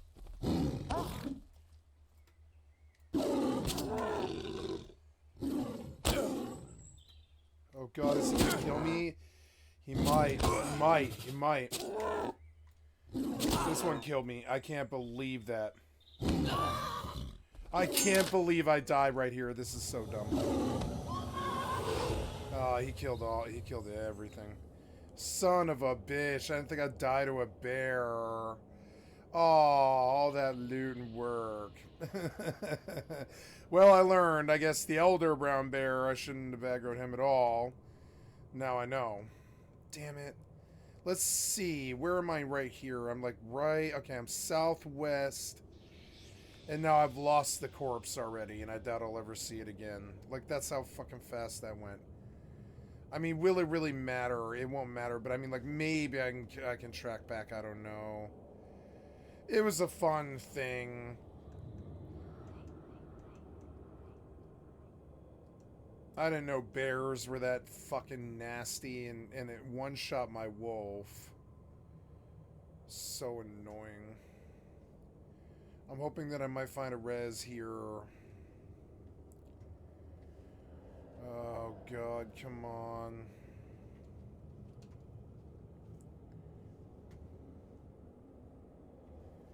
Where was it? It was southwest of this, and so I've got to go... Ooh, look, is that one? Oh, I don't know. Are you a priest?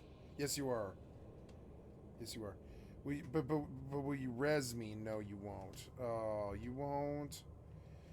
Lame, you won't. You won't res me. It's so annoying. Why won't you res me? You're so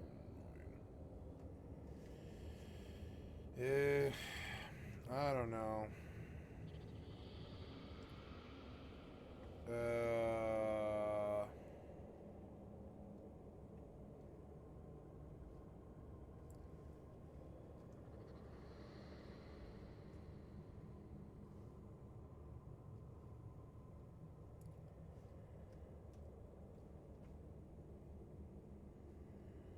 Just looking around for a res or a priest or something. Any kind of help at all. I don't think I'm gonna get it. I'm gonna look around east for the cave camp,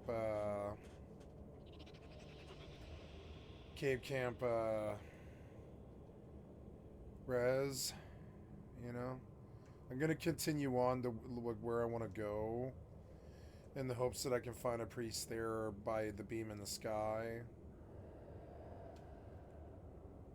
Because, yeah, like, I don't really care about dying to the bearer. I more care about losing all this fucking progress going east. So if I can bank it by going to the spirit healer over here at the cave camp, it'd be a profitable run, you know? It'd be like I got what I set out to do done. I don't know if that'll work out that way, but we're gonna try.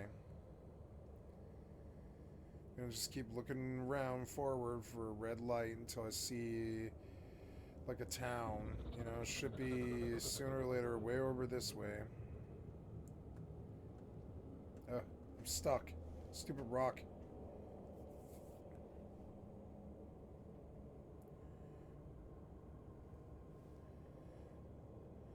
This is still going, huh? This long-ass break. Get back to it. Whoa! I did not expect a big fall like that. So, yeah, so I think cave camp is there. Maybe? I don't know. You enter the wilderness, may no longer report others for murder. Turn back if you are not prepared. Okay, I don't care. That's fine. I wish you would pinpoint where you are on the map. That's the one thing that it needed. Like, this is a great map. But, like, yeah. I don't know. I think I just crossed the border here. Like, I don't know. I don't know where the cave camp is, so I might just have to teleport home. But there's a town, it looks like. I don't know. Or it's just a bunch of people's homes. That might be cave camp. I don't know.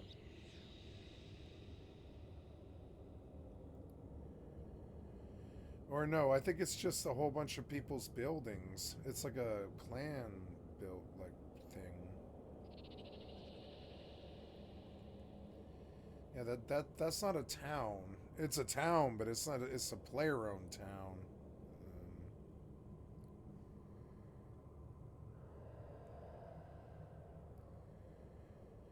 Like, this is cool, but like, where is the fucking cave camp?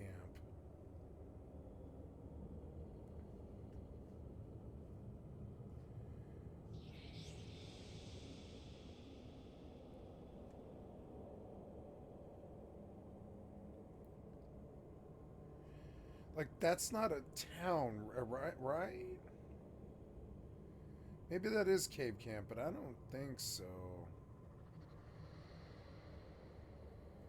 Looks a lot more like a fucking player-owned setup. Yeah, I think it is. It's like a really elaborate player-owned setup. Yeah, with a lot of buildings and stuff. For no reason. These guys went nuts with this. There's a road, which is kind of promising. Going up to some fucking castle or something. Maybe I should follow the road. Like east, north and east, yeah. We'll just see if it takes me to cave camp.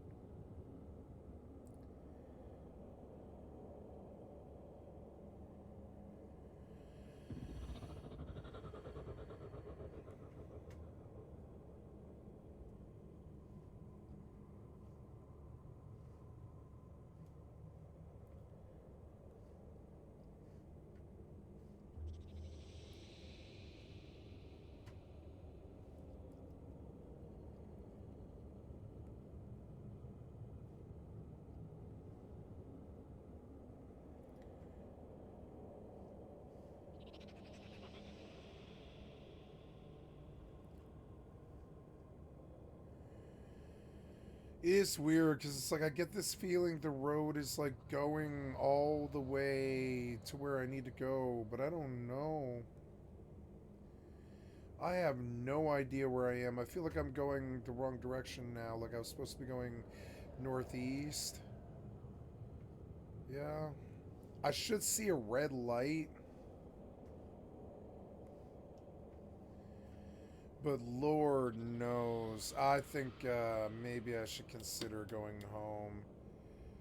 Return to the priest closest to you who is able to resurrect you. Let's try that.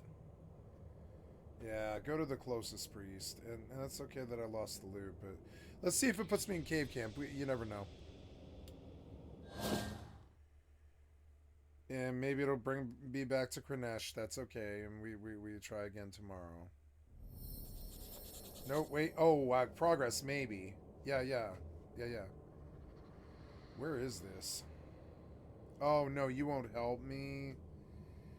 Why? Oh, no. Cave camp won't help me. I have to be alive when I arrive here. Oh, no. What if, is there a priest at one of these buildings? Well, I found the cave camp, and now I at least know what it looks like and can kind of pinpoint where it is. This is very hard to discern where this is. Oh, God. And the Tendremic priest won't res me, which is so stupid. The reputation system was really annoying to me at first. I didn't know when I murdered like a bunch of people that was going to be this whole thing that set me off on like a year-long journey. I didn't know. Yeah, there's like no priest that'll res me, I don't think. Yeah, there's no reason why there would be. I thought one time that I resed at a priest nearby, but I don't think so. I don't think most priests res you. So now I gotta take the free ride home, which is unfortunate.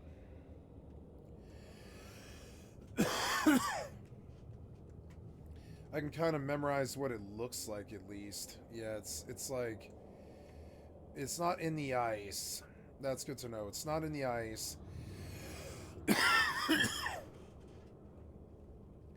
I think I went too far.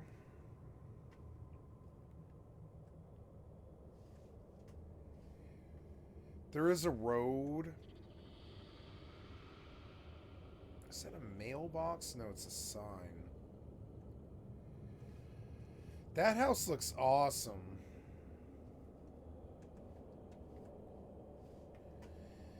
But anyways, yeah, I mean, this is fun, but it doesn't have enough combat. And it's going to shut me off here soon. In the next, like, 3 to 4 weeks, I think, or whatever. And, like, yeah, I think I've got a little bit more time. But, like, I don't know. There's not enough combat in this fucking game. That's my primarily, like... I feel like Skyrim's more fun in this game because there's more combat in it, you know? And while the combat in Skyrim isn't as good as this, it's less clunky and it's more optimized of an engine. This game...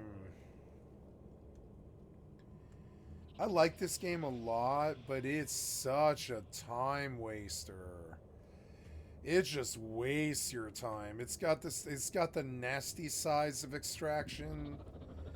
I think this would be okay if the spirit healer would just res you right here. I think this would be a lot more okay, you know? Well, so now I'm at cave camp, I guess.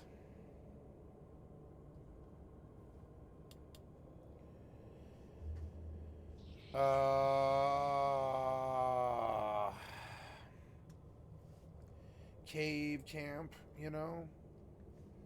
But I don't, yep, I think I've got to go home. I've got to go home. That's so annoying. So annoying.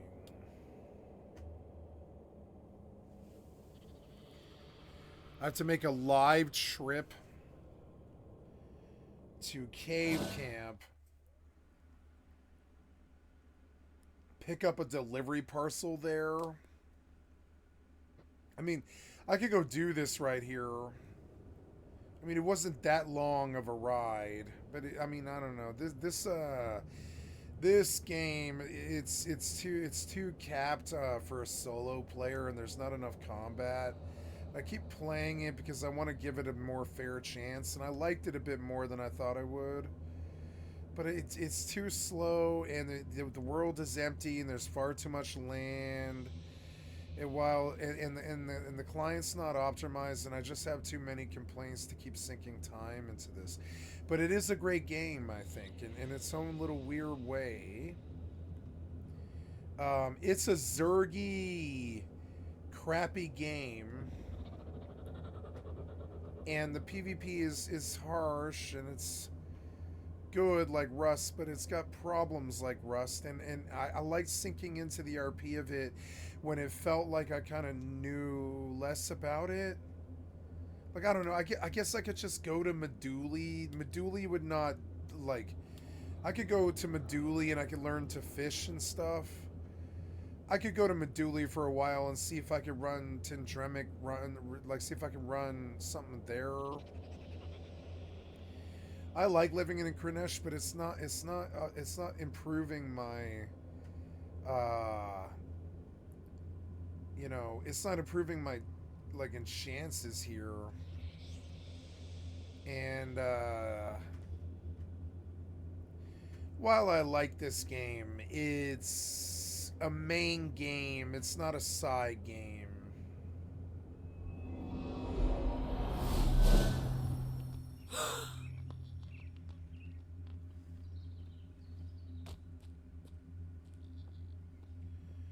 I could run to cave camp, but that's probably less lab. It would take so long. Like right now, I mean, I could just like take 4 gold and ride back out to cave camp with a spear. Senate Judiciary Committee will resume. We have 9 senators who have not asked questions yet. Yeah, this game, it's good, but it's just like, I don't know. I'm struggling with it. It sucks. But I do see that I have a need for a medieval sandbox like this, and that there is other games that might suffice more for me than this. I don't know. Life is Feudal Your Own looked pretty good. But I don't know. This system, I don't know. I like this game, but it's unforgiving and hard and like time consuming. And I'm scared that it's gonna suck me in as a main, but it's a dead game. I know it's a dead game. It'll always sit at like 3,000 pop or something like that. It's basically a dead game. I doubt 3,000 people are on this server right now. I really doubt that. Maybe.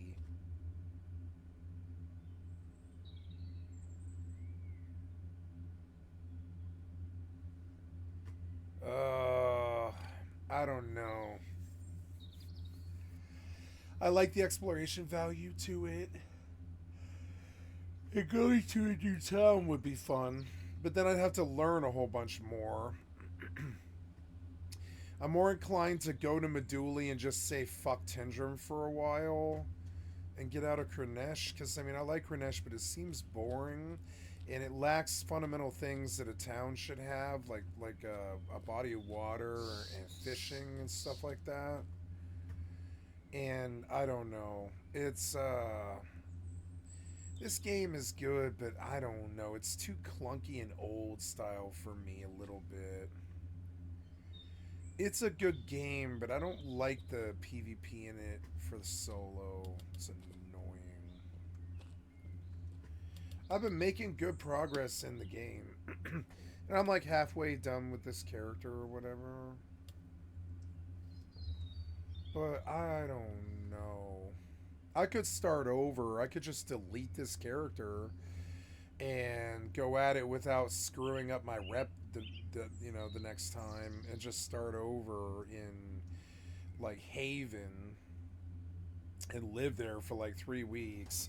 I could just delete the character, but I mean the gold is just gone at that point, you know? It's kind of sad. It's all this work, but I mean, yeah.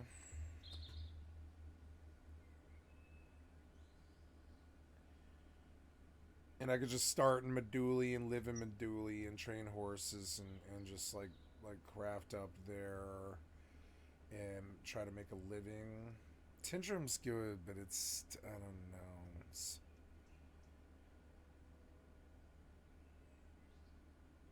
I don't know. It seems like it wouldn't be that hard to get my reputation fixed with this character by just like making the cave camp run yet again and just try again, I guess, with a spear. Nothing but a spear and a horse. What's that? That's like 5 gold. I have 76 gold. Yeah, I mean, like, yeah, I'll just put on like a spare set, right? Yeah, I'll take a torch and a pair of pants. I'll just look around for anything else that could be taken. Yeah, no. And then we'll take like, I don't know, we'll take like 7 gold. Yep. And we'll eat.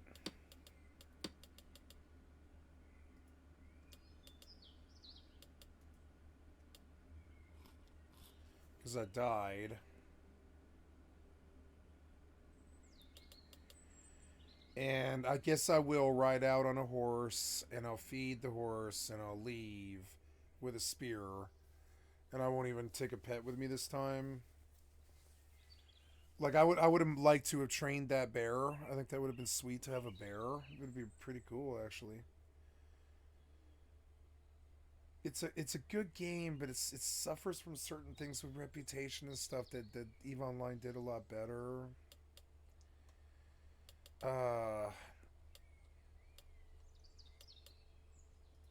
Fuck, I think I hear footprints, and that's not good. I do. I have no interest in fucking with you.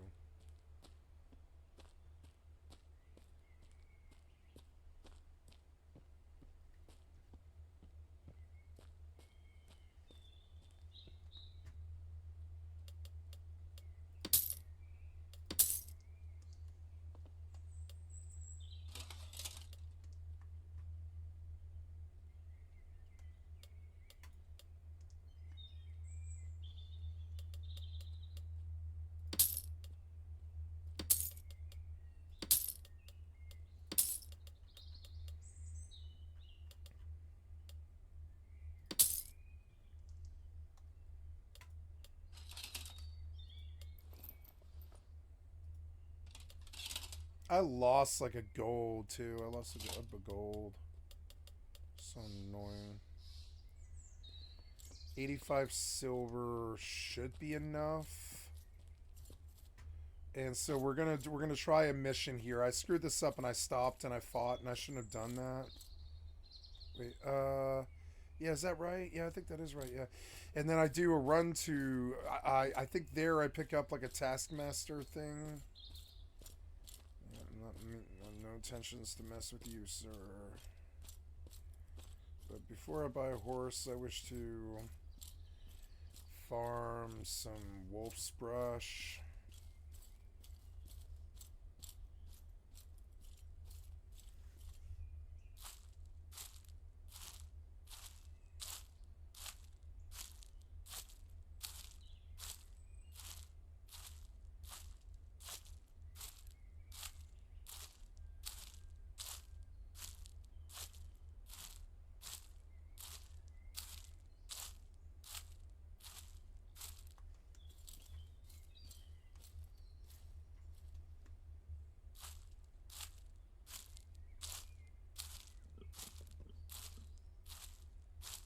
Yep, and I'll just grab I'll grab a mission there at the cave camp.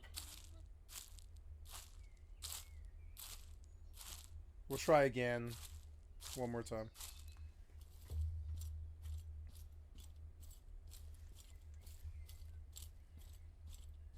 I have a horse, I suppose. I could just take the horse. Yeah, I have another horse. It's fine. I'll just take the horse I've already got. Yeah. I do want a saddlebag, though, which is kind of annoying. Damn it. I need a saddlebag for the horse, because it's really annoying without one.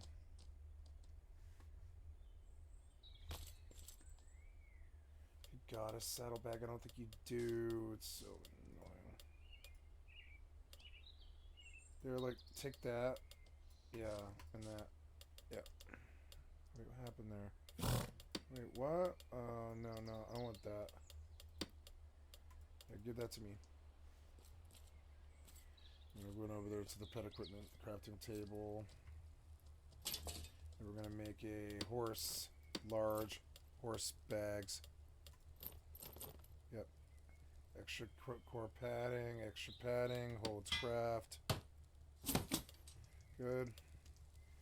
Then we're going to go blah, and we're going to put you. Nope. We're going to say step horse, and we're going to feed this horse. Feed. Your pet isn't hungry. Okay, well, cool. So there's all that. We're going to leave this here. The weapon is all I really need. The 4 gold seems excessive, and the 85 silver would help. Like, I don't know if I had something I need to do there. I don't know.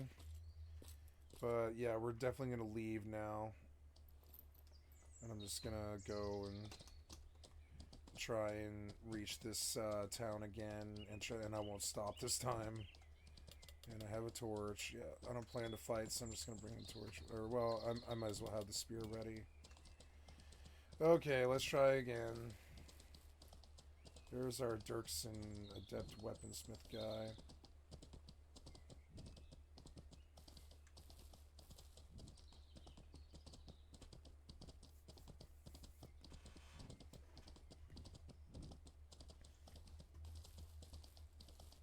Ooh.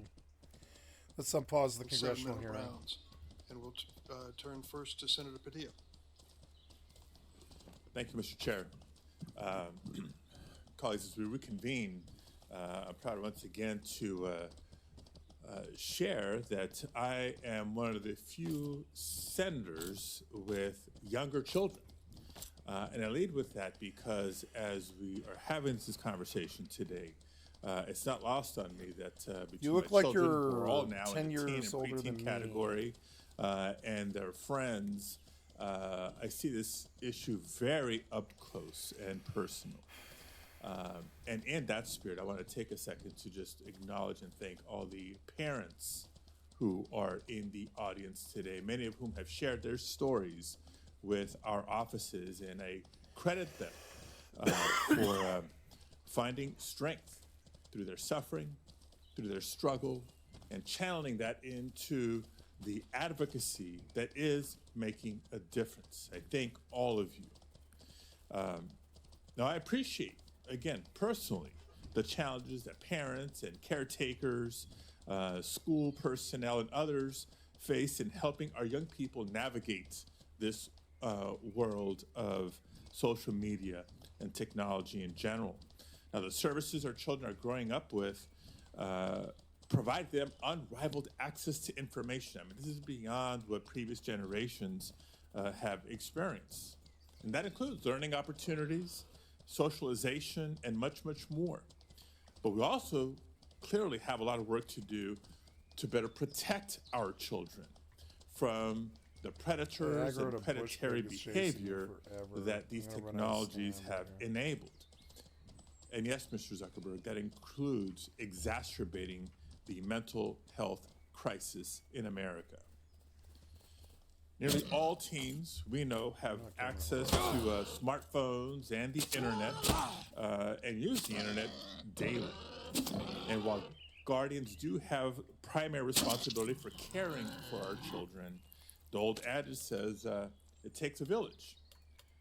And so society as a whole, including leaders in the tech industry, must prioritize the health and safety of our children. Now, dive into my questions now and be specific, platform by platform, witness by witness, on the topic of some of the parental tools you have each made reference to. Mr. Citron, how many minors are on Discord, and how many of them have caretakers that have adopted your family center tool? And if you don't have the numbers, just say that quickly and provide that to our office. We can follow up with you on that. How have you ensured that young people in their gardens are aware of the tools that you offer? We make it very clear to teens on our platform what tools are available, and our Teen Safety Assist is enabled by default. What specifically do you do? What may be clear to you is not clear to the general public. So what do you do, in your opinion, to make it very clear? So our Teen Safety Assist, which is a feature that helps teens keep themselves safe, in addition to blocking and blurring images that may be sent to them, that is on by default for teen accounts, and it cannot be turned off.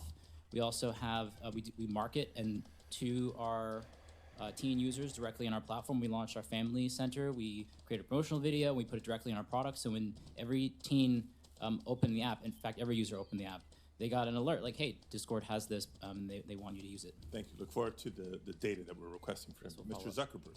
Across all of Meta services, from Instagram, Facebook, Messenger, and Horizon, how many minors use your applications? And of those minors, how many have a caretaker that has adopted the parental supervision tools that you offer? Sorry, I can follow up with the specific stats on that. Okay, it would be very helpful, not just for us to know, but for you to know as the leader of your company. And same question, how are you ensuring that young people and their guardians are aware of the tools that you offer? We run pretty extensive ad campaigns, both on our platforms and outside. We work with creators and organizations like Girl Scouts to make sure that this is broadly that there's broad awareness of the tools. Okay, Mr. Spiegel, how many minors use Snapchat, and of those minors, how many have caretakers that are registered with your Family Center? Senator, I believe approximately, in the United States, there are approximately 20 million teenage users of Snapchat. I believe approximately 200,000 parents use Family Center, and about 400,000 teens have linked their account to their parents using Family Center. So 200,000, 400,000 sounds like a big number, but small in percentage of the minors using Snapchat. What are you doing to ensure that young people and their guardians are aware of the tools you offer? Senator, we create a banner for Family Center on the user's profiles so that accounts we believe may be of the age that they could be parents can see the entry point into Family Center easily. Mr. Chu, how many minors are on TikTok, and how many of them have a caregiver that uses your family tools? Senator, I need to get back to you on the specific numbers, but we were one of the first platforms to give what we call family pairing to parents. You go to settings, you turn on the QR code, your teenager's QR code and yours, you scan it. And what it allows you to do is you can set screen time limits, you can filter out some keywords, you can turn on a more restricted mode. And we're always talking to parents. I met a group of parents and teenagers and high school teachers last week to talk about what more we can provide in the family pairing mode. Ms. Yacarino, how many minors use X, and are you planning to implement safety measures or guidance for caretakers like your companies have? Thank you, Senator. Less than 1% of all U.S. users are between the ages of 13 and 17. Less than 1% out of how many? Of 90 million U.S. users. Okay, so still hundreds of thousands. Continue. Yes, and every single one is very important. Being a 14-month-old company, we have reprioritized child protection and safety measures, and we have just begun to talk about and discuss how we can enhance those with parental controls.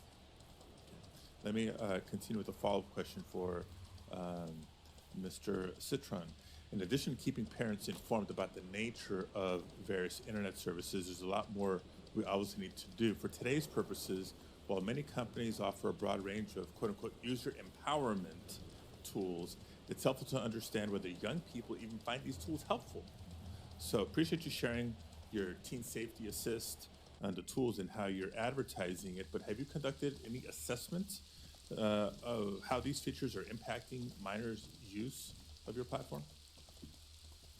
Our intention is to give teens tools, capabilities that they can use to keep themselves safe, and also so our teams can help keep teens safe. We recently launched Teen Safety Assist last year, and I do not have a study off the top of my head, but we'd be happy to follow up with you on that. Okay. My time is up. I'll have follow-up questions for each of you, either in the second round or through statements for the record on a similar assessment of the tools that you proposed. Thank you, Mr. Chair. Thank you, Senator Padilla. Senator Kennedy. Thank you all for being here. Mr. Spiegel, I see you hiding down there. Oh, no. What does yada, yada, yada mean? I'm not familiar with the term, Senator. Very uncool.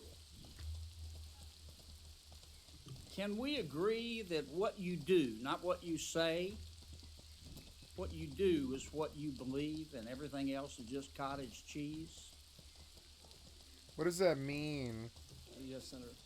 Yes, You agree with that? Senator, sure. Speak up. Don't be shy. What the fuck are you talking about? I've listened to you today. I've heard a lot of yada, yada, yada. And I've heard you talk about the reforms you've made.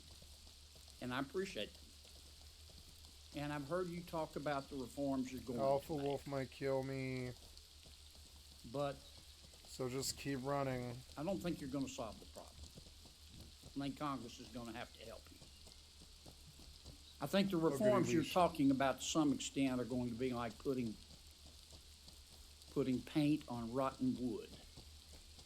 And I'm not sure you're going to support this legislation. I'm not. The fact is that you and some of your internet colleagues who are not here are no longer, you're not companies, you're countries. You're very, very powerful. What are you talking about? You're an idiot. And you and some of your colleagues who are not here have blocked everything we have tried to do in terms of reasonable regulation. Everything from privacy to child exploitation. Oh, no. And in fact, we have a new definition of recession. A recession is when we know we're in a recession when Google has to lay off 25 members of Congress. That's what we're Thank down God to. I got him rested enough. We're also down to this fact that your platforms are hurting children. I'm not saying they're not doing some good things, but they're hurting children. And I know how to count votes, and if this bill comes to the floor of the United States Senate, it will pass. What we're going to have to do, and I say this with all the respect I can muster, is convince my good friend Senator Schumer to go to Amazon, buy a spine online, and bring this bill to the Senate floor. And the House will then pass it. Now that's one person's opinion. I may be wrong, but I doubt it. See, you Mr. just Zuckerberg, ride let forever me and ask you a there's couple of nothing. questions. Nothing at all. Might wax a little philosophical here. I have to hand it to you.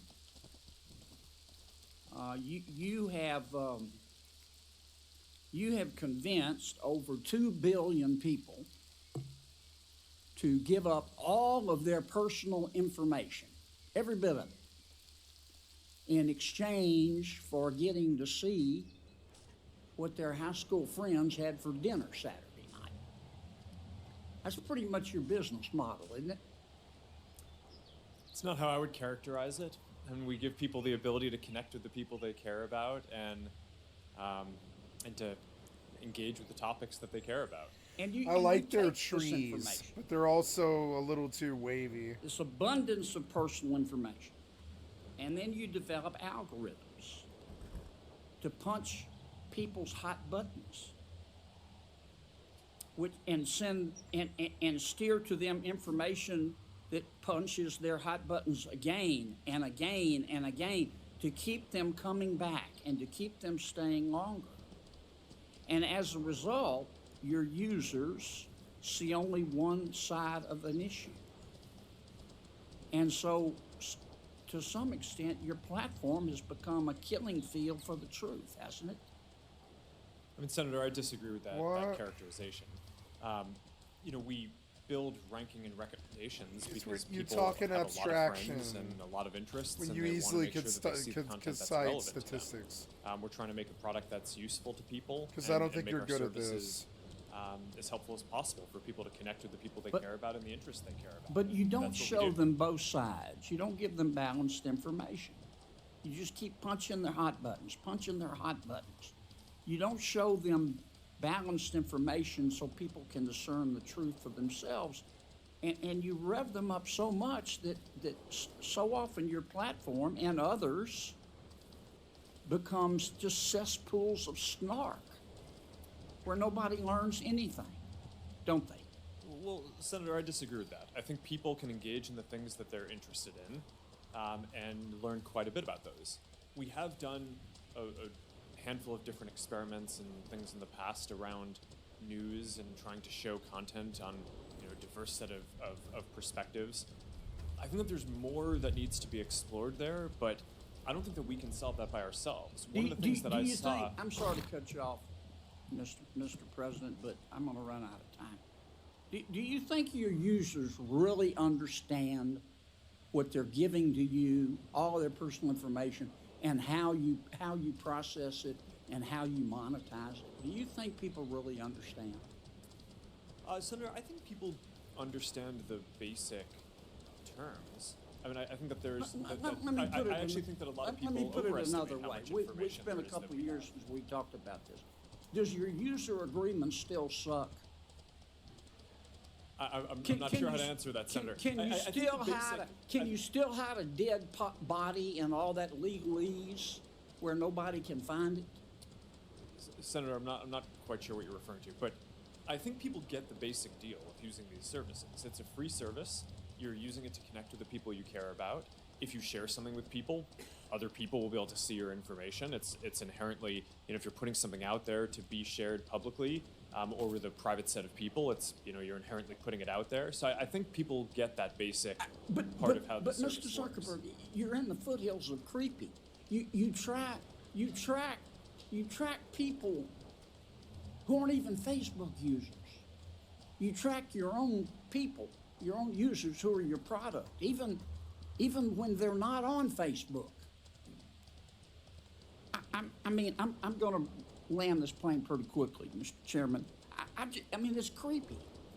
And I understand you make a lot of money doing it, but I just wonder if our technology is greater than our humanity. I mean, let me ask you this final question. Instagram is harmful to young people, isn't it? Senator, I disagree with that. That's not what the research shows on balance. That doesn't mean that individual people don't have issues and that there aren't things that we need to do to help provide the right tools for people. But across all of the research that we've done internally, I mean, the survey that the senator previously cited, there are 12 or 15 different categories of harm that we asked teens if they felt that Instagram made it worse or better. And across all of them, except for the one that Senator Hawley cited, more people said that using Instagram made the different issues that they face, Mr. Zuckerberg. either positive or... we just have to agree to disagree. If you believe that Instagram, I'm not saying it's intentional, but if you agree that if you think that Instagram is not hurting millions of our young people, particularly young teens, particularly young women, you shouldn't be driving. It is. Thank you. Senator Butler. Thank you, Mr. Chair, and thank you to our panelists who've come to have an important conversation with us. Most importantly, I want to appreciate the families who have shown up to continue to be remarkable champions of your children and your loved ones, for being here, and in particular to California families that I was able to just talk to on the break, the families of Sammy Chapman from Los Angeles and Daniel Perta from Santa Clarita. They are here today and are doing some incredible work to not just protect the memory and legacy of their boys, but the work that they're doing is going to protect my 9-year-old. And that is maybe I made it. I think this is it. Here. There are a couple questions that I want to ask some individuals. Let me start with a question for each of you. Mr. Citron, have you ever sat with a family and talked about their experience and what they need from your product? Yes or no? Yes, I have spoken with parents about how we can build tools. Oh, no, this to is help a them. player Mr. own Spiegel, town. have you sat with families and young people to talk about your products and what they need from your product? Yes, Senator. Mr. Hsu? Yes, I just did it 2 weeks ago, for example. I don't want to know what you did for the hearing prep, Mr. Chu. I just wanted to know if it's you an example. did anything Senator, in it's an terms example. of designing the product that you are creating. Mr. Zuckerberg, have you sat with parents and young people to talk about how you design product for your consumers? Yes, over the years I've had a lot of conversations with parents. You know, that's interesting, Mr. Zuckerberg, because we talked about this last night and you gave me a very different answer. I asked you this very question. Well, I told you that I didn't know what specific processes our company had. No, Mr. for Zuckerberg, answering. you said to me that you had not. I must have misspoke. I want to give you the room to misspeak, Mr. Zuckerberg, but I asked you this very question. I asked all of you this question, and you told me a very different answer when we spoke. But I won't belabor it. Can I, a number of you have talked about Ms. Giacarino, have you talked to parents directly, young people, about designing your product? As a new leader of X, the answer is yes. I've spoken to them about the behavioral patterns because less than 1% of our users are in that age group, but yes, I have spoken to them. Thank you, ma'am. Mr. Spiegel, there are a number of parents whose children have been able to access illegal drugs on your platform. What do you say to those parents? Senator, we are devastated that we cannot. To the parents, what do you say to those parents, Mr. Spiegel? I'm so sorry that we have not been able to prevent these tragedies. We work very hard to block all search terms related to drugs from our platform. We proactively look for and detect drug-related content. We remove it from our platform, preserve it as evidence, and then we refer it to law enforcement for action. We've worked together with nonprofits and with families on education campaigns because the scale of the fentanyl epidemic is extraordinary. Over 100,000 people lost their lives last year, and we believe people need to know that one pill can kill. That campaign reached was viewed more than 260 million times on Snapchat. We also Mr. Spiegel, there are two fathers in this room who lost their sons. They're 16 years old. Their children were able to get those pills from Snapchat. I know that there are statistics, and I know that there are good efforts. None of those efforts are keeping our kids from getting access to those drugs on your platform. As a California company, all of you, I've talked with you about what it means to be a good neighbor and what California families and American families should be expecting from you.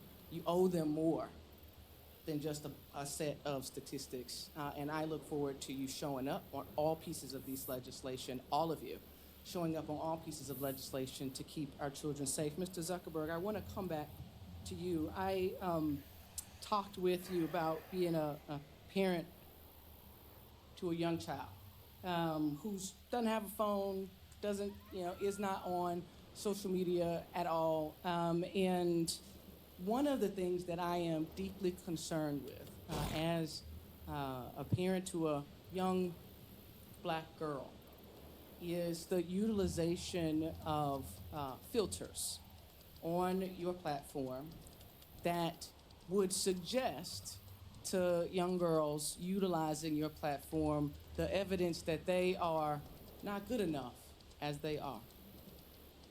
I want to ask more specifically and how is it their refer fault to that some filters exist? unredacted court documents that reveal that your own researchers concluded that these face filters that mimic plastic surgery negatively impact youth mental health indeed and well-being. Why should we believe that because that you are going to do more to protect young women and young girls when it is that you give them the tools to affirm the self-hate that is spewed across your platforms? Why is it that we should believe that you are committed to doing anything more to keep our children safe? Sorry, there's a lot to unpack there. There We is give a lot. people tools to express themselves in different ways, and People use face filters and different tools to make media and photos and videos that are fun or interesting across a lot of the different products that are Plastic surgery pens are good tools to express creativity. Senator, I'm not speaking to Skin that lightening tools are tools Senator, to express creativity. This is the direct thing that I'm asking I'm about. not defending any specific one of those. I think that the ability to kind of filter and edit images is generally a useful tool for expression.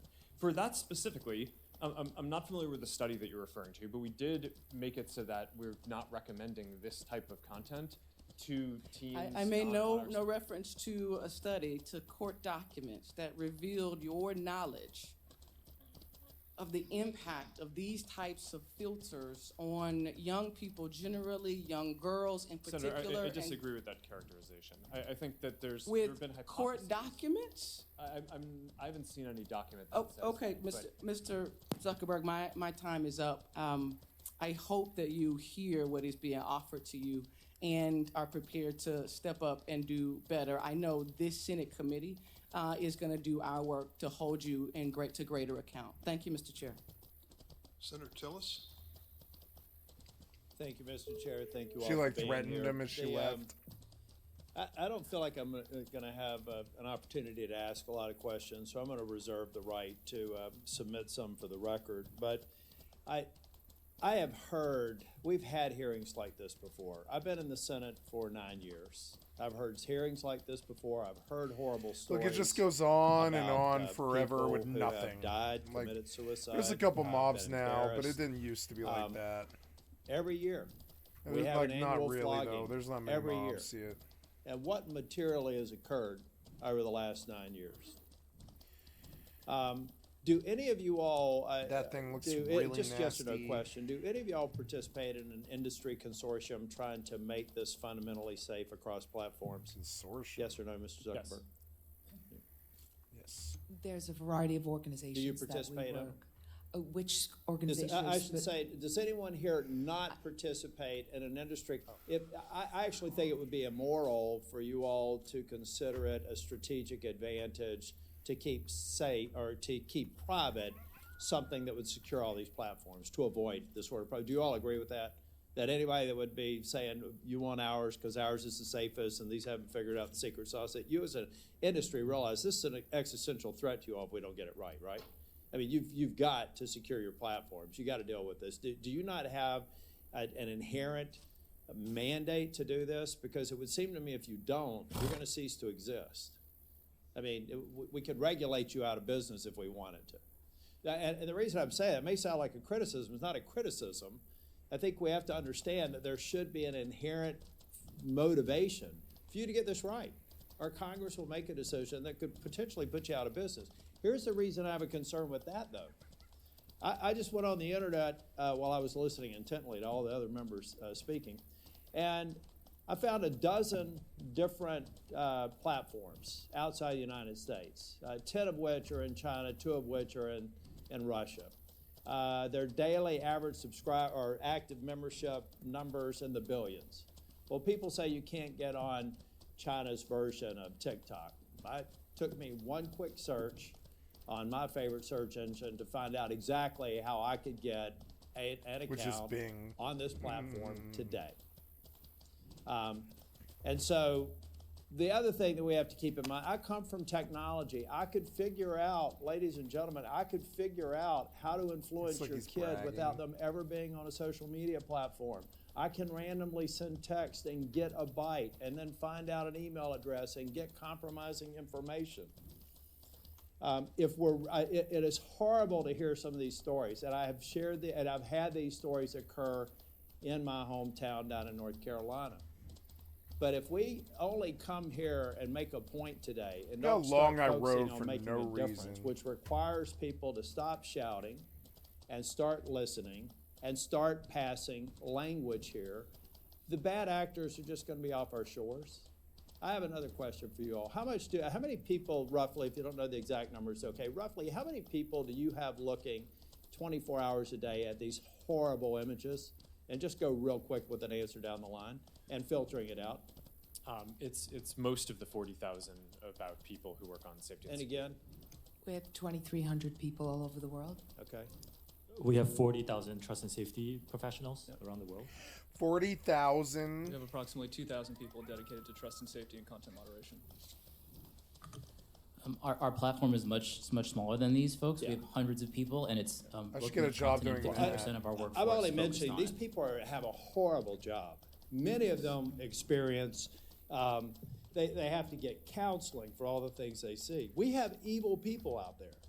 And we're not going to fix this by shouting past or talking past each other. We're going to fix this by every one of y'all being at the table and hopefully coming closer to what I heard one person say, supporting a lot of the good bills, like one that I hope Senator Blackburn mentions when she gets a chance to talk. But guys, if you're not at the table and securing these platforms, you're going to be on it. And the reason why I'm not okay with that is that if we ultimately destroy your ability to create value and drive you out of business, the evil people will find another way to get to these children. And I do have to admit, I don't think my mom's watching this one, but there is good. We can't look past good that is occurring. My mom, who lives in Nashville, Tennessee, and I talked yesterday, and we talked about a Facebook post that she made a couple of days ago. We don't let her talk to anybody else. That connects my 92-year-old mother with her grandchildren and great-grandchildren. That lets a kid who may feel awkward in school to get into a group of people and relate to people. Let's not throw out the good because we haven't all together focused on rooting out the bad. Now, I guarantee you, I could go through some of your governance documents and find a reason to flog every single one of you because you didn't place the emphasis on it that I think you should.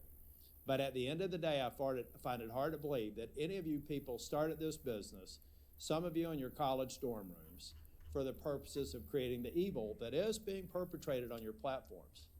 But I hope that every single waking hour, you're doing everything you can to reduce it. You're not going to be able to eliminate it. And I hope that there are some enterprising young tech people out there today that are going to go to parents and say, ladies and gentlemen, your children have a deadly weapon. They have a potentially deadly weapon, whether it's a phone or a tablet. You have to secure it. You can't assume that they're going to be honest and say that they're 16 when they're 12. We all have to recognize that we have a responsibility to play, and you guys are at the tip of the spear.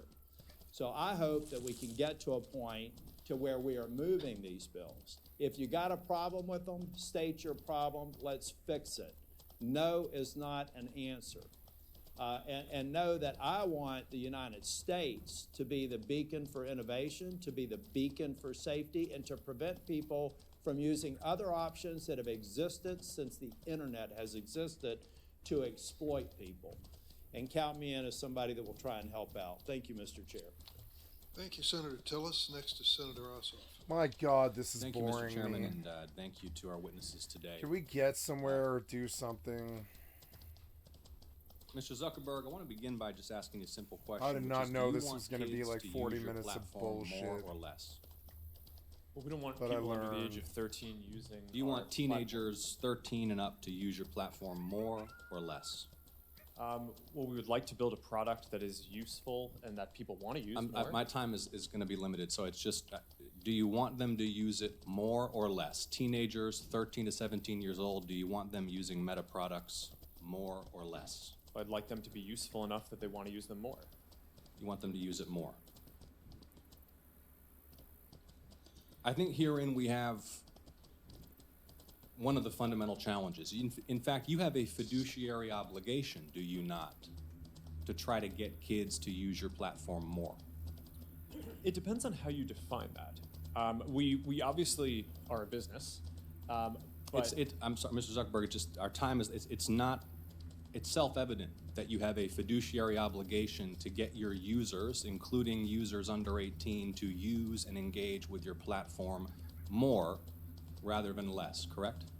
Over the long term, but in the near term, we often take a lot of steps, including we made a change to show less videos that that on the platform, the reduced amount of time by more than 50 million Okay, hours. but if your shareholders ask you, Mark, I wouldn't, Mr. Zuckerberg here, but your shareholders might be on a first name basis with you. Mark, are you trying to get kids to use Meta products more or less? You'd say more, right? Well, I would say that over the long term, we're trying to create the most I mean, value let's look. So the 10K you file with the SEC, a few things I want to note. Here are some quotes, and this is a filing that you signed, correct? Yes. Yeah. Our financial performance has been and will continue to be significantly determined by our success in adding, retaining, and engaging active users. Here's another quote. If our users decrease their level of engagement with our products, our revenue, financial results, and business may be significantly harmed. Here's another quote. We believe that some users, particularly younger users, are aware of and actively engaging with other products and services similar to or as a substitute for ours. Continues, in the event that users increasingly engage with other products and services, we may experience a decline in use and engagement in key demographics or more broadly, in which case our business would likely be harmed. You have an obligation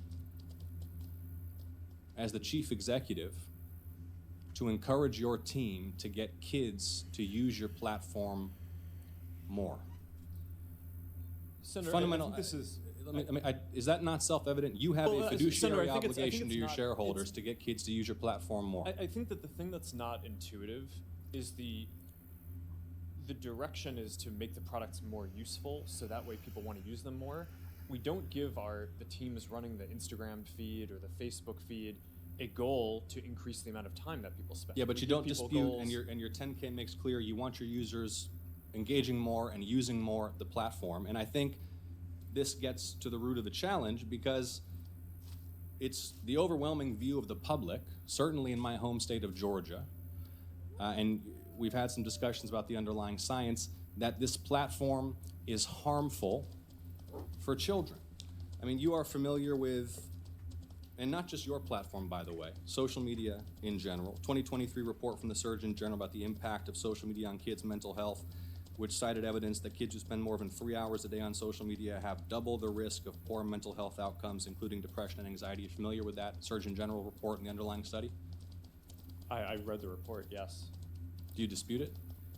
No, but I think it's important to characterize it correctly. I think what he was flagging in the report is that there seems to be a correlation, and obviously the mental health issue is very important, so it's something that needs to be studied. Yeah, we know. further. The thing is, that's everyone knows there's a correlation. Everyone knows that kids who spend a lot of time, too much time on your platforms, are at risk. And it's not just the mental health issues. I mean, let me ask you a question. Is your platform safe for kids? I believe it is, but there's an important difference between correlation and causation. Because we're not going to be able to get anywhere. We want to work in a productive, open, honest, and collaborative way with the private sector to pass legislation that will protect Americans, that will protect American children above all, and that will allow businesses to thrive in this country. If we don't start with an open, honest, candid, realistic assessment of the issues, we can't do that. The first point is you want kids to use the platform more. In fact, you have an obligation to. But if you're not willing to acknowledge that it's a dangerous place for children, the internet is a dangerous place for children, not just your platform, isn't it? Isn't the internet a dangerous place for children? I think it can be. Yeah, there's both great things that people can do, and there are harms that we need to work to Yeah, mitigate. it's a dangerous place for children. There are families here who have lost their children. There are families across the country whose children have engaged in self-harm, who have experienced low self-esteem, who have been sold deadly pills on the internet. The internet's a dangerous place for children, and your platforms are dangerous places for children. Do you agree? I think that there are harms that we need to work to mitigate. Okay. I mean, I'm not going to, I think overall Why not? there- Why not? Why not just acknowledge it? Why do we have to do the very Well, careful I code? disagree with the characterization. Which character that you have. that the internet's a dangerous place for children? I think you're trying to characterize our products as inherently dangerous, and I think that Inherent first- or not, your products are places where children can experience harm. They can experience harm to their mental health. They can be sold drugs. They can be preyed upon by predators. They're dangerous places, and yet you have an obligation to promote the use of these platforms by children. And look, all I'm trying to suggest to you, Mr. Zuckerberg, and my time is running short, is that in order for you to succeed, you and your colleagues here, we have to acknowledge these basic truths. We have to be able to come before the American people, the American public, the people in my state of Georgia, and acknowledge The internet is dangerous, including your platforms. There are predators lurking. There are drugs being sold. There are harms to mental health that are taking a huge toll on kids' quality of life. And yet you have this incentive, not just you, Mr. Zuckerberg, all of you have an incentive to boost, maximize use, utilization, and engagement. And that is where public policy has to step in to make sure that these platforms are safe for kids. So kids are not dying, so kids are not overdosing, so kids are not cutting themselves or killing themselves because they're spending all day scrolling instead of playing outside. And I appreciate all of you for your testimony. We will continue to engage as we develop this legislation. Thank you. Senator from Tennessee. Thank you, Mr. Chairman. Thank you to each of you for coming, and I know some of you had to be subpoenaed to get here, but we do appreciate that you all are here. Mr. Chu, I want to come to you first. We've heard that you're looking at putting a headquarters in Nashville, and likewise in Silicon Valley and Seattle, and what you're going to find probably is that the welcome mat is not going to be rolled out for you in Nashville like it would be in California. There are a lot of people in Tennessee that are very concerned about the way TikTok is basically building dossiers on our kids, the way they are building those on their virtual you. And also that information is held in China, in Beijing, as you responded to Senator Blumenthal and I last year in reference to that question. And we also know that a major music label yesterday said they were pulling all of their content off your site because of your issues on payment, on artificial intelligence, and because of the negative impact on our kids' mental health. So we will see how that progresses. Mr. Zuckerberg, I want to come to you. We have just had, Senator Blumenthal and I, of course, have had some internal documents and emails that have come our way. One of the things that really concerned me is that you referred to the young users in terms of their lifetime value of being roughly $270 per teenager. And each of you should be looking at these kids. Their t-shirts they're wearing today say, I'm worth more than $270. We've got some standing up in those t-shirts. Now,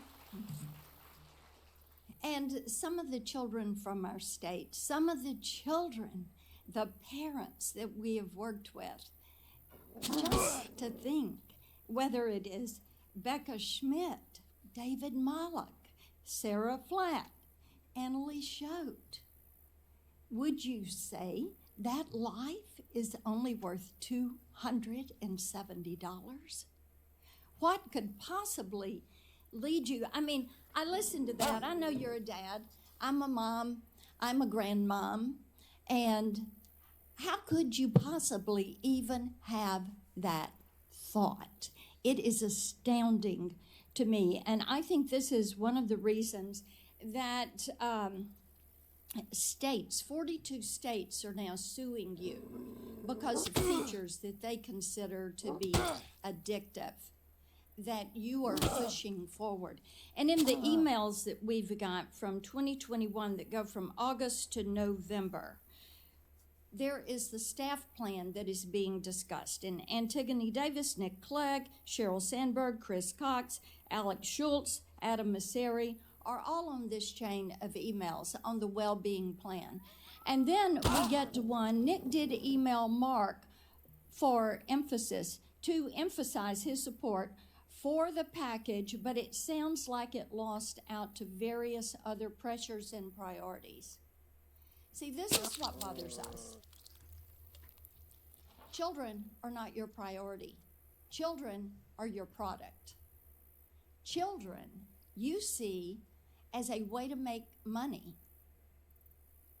And children, protecting children in this virtual space, you made a conscious decision. Even though Nick Clegg and others were going through the process of saying, this is what we do. These documents are really illuminating, and it just shows me that growing this business, expanding your revenue, what you were going to put on those quarterly filings, that was the priority. The children were not.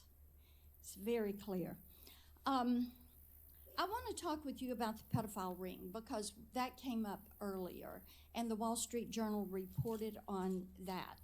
And one of the things that we found out was after that became evident, then you didn't take that content down. And it was content that showed that teens were for sale and were offering themselves to older men.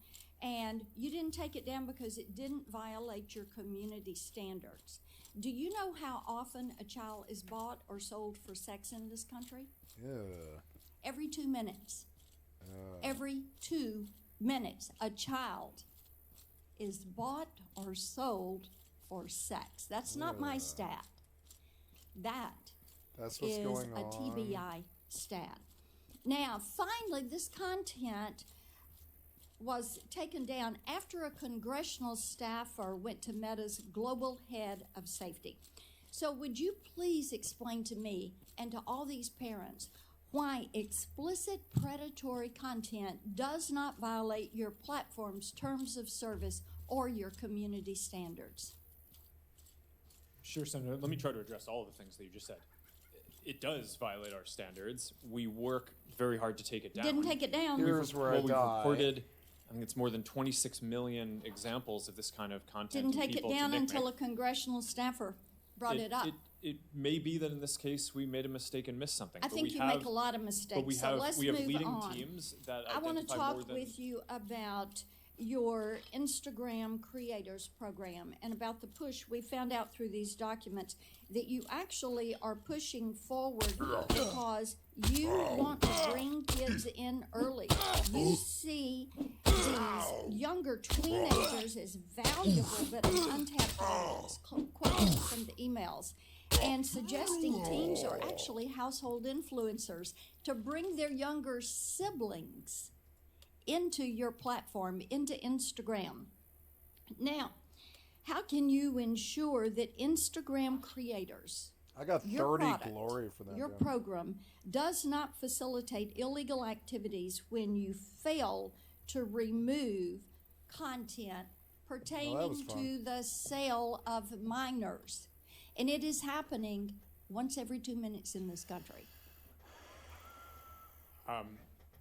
Senator, our tools for identifying that kind of content are industry leading. That doesn't mean we're perfect. There are definitely issues that we have, but we continue to Mr. invest a ton in it. Zuckerberg, yes, there are a lot that is slipping through. It appears that you're trying to be the premier sex trafficking Of course site not, Senator. in this country. Senator, that's ridiculous. No, Senator, it is not ridiculous. You want to turn around and we tell don't want these this people content that. on our platforms. And we, Why don't you take it down? We do take it We down. are here discussing. We do We more need work to you take it all down to than- work than- with than- us. No, you're not. You are not. And the problem is, we've been working on this. Senator Welch is over there. We've been working on this stuff for a decade.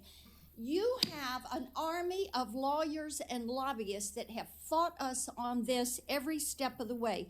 You work with NetChoice, the Cato Institute, Taxpayers Protection Alliance, and Chamber of Progress to actually fight our bipartisan legislation to keep kids safe online. So are you going to stop funding these groups? Are you going to stop lobbying against this and come to the table and work with us? Yes or no? Senator, we have a. Yes or no? Of course, we'll work with you on the legislation. Okay, I mean, the it's door been hard is to- open. We've got all these bills. You need to come to the table. Each and every one of you need to come to the table, and you need to work with us. Kids are dying.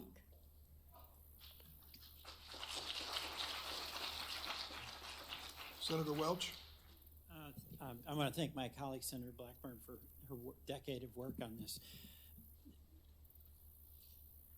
I actually have some optimism. There is a consensus God, listen to you guys fucking bicker back and forth, wasting our fucking tax money makes me sick, you know what I'm saying?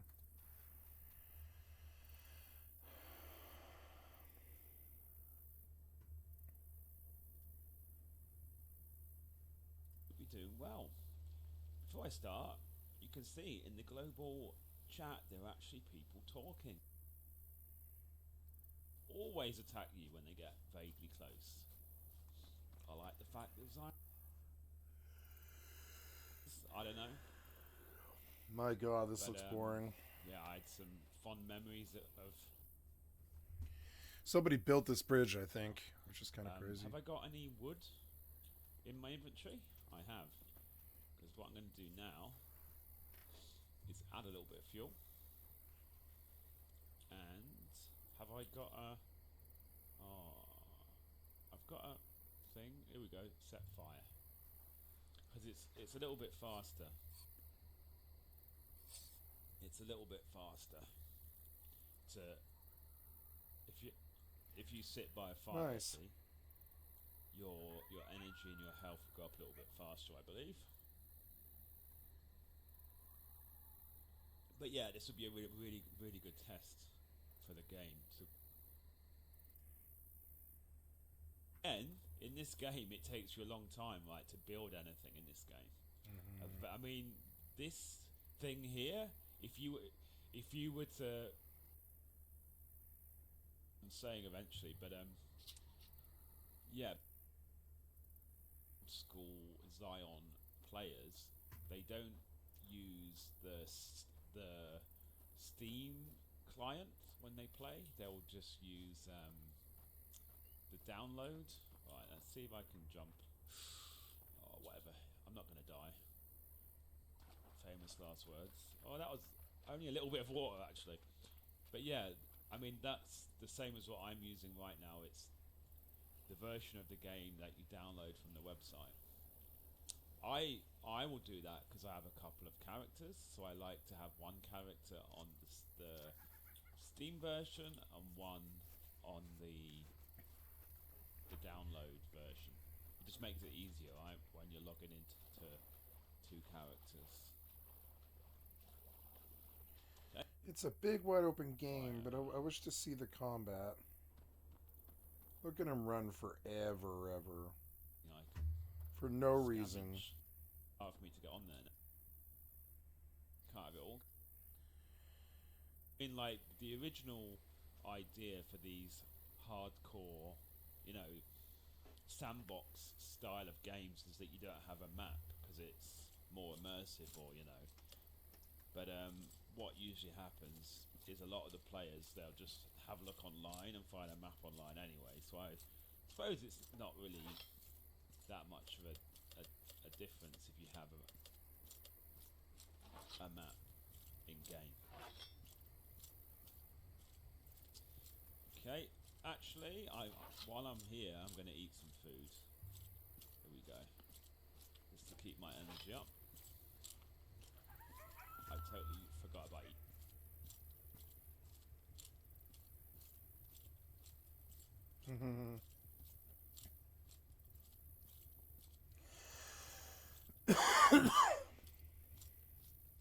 Absolutely crazy massive. So yeah, this one isn't crazy massive, but the fact I'm running right next to it, and it doesn't seem to be affecting me too much. Yeah, I don't think this is it. But it was one of interest to me.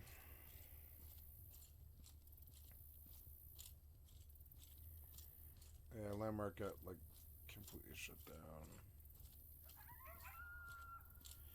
See, there's not many of these. There's like no place to really go but Mortal. So stupid.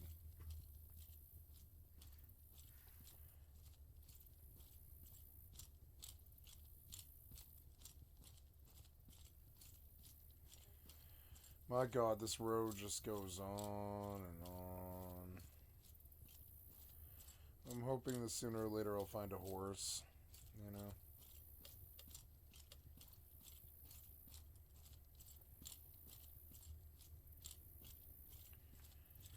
I have seen some horses.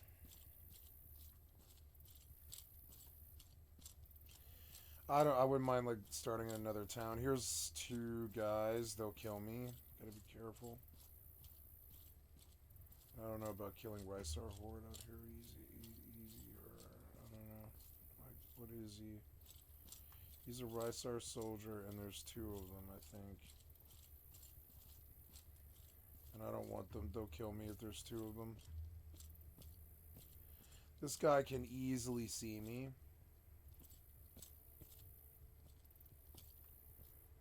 Oh my god, if I get 2 of them, I'm dead. So just run. Oh my god, where am I? Like, I'm at a camp. I'm at a Rysar camp. I can't aggro these things. They'll die.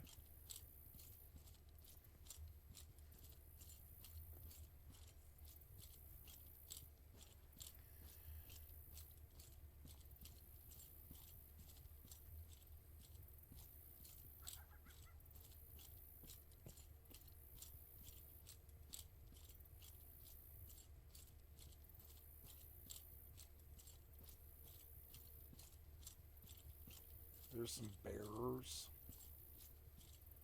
I could maybe train that bearer. I don't know. I wouldn't mind dying at this point. This was so long. It was such a long walk. It just goes on forever. Yeah, I could probably kill the brown bear. I just doubt I can train him. I mean, honestly, I don't want any trouble, though. I'd rather just keep going. I stand to lose a lot here.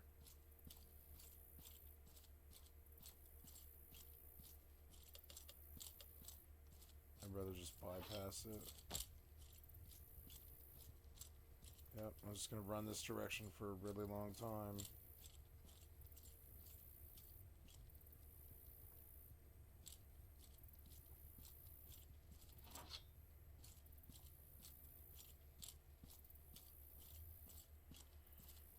Curite tribes.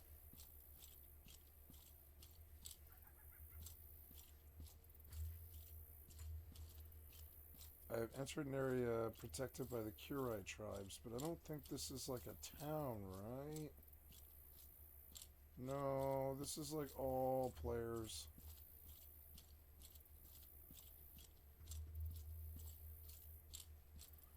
There's a spider.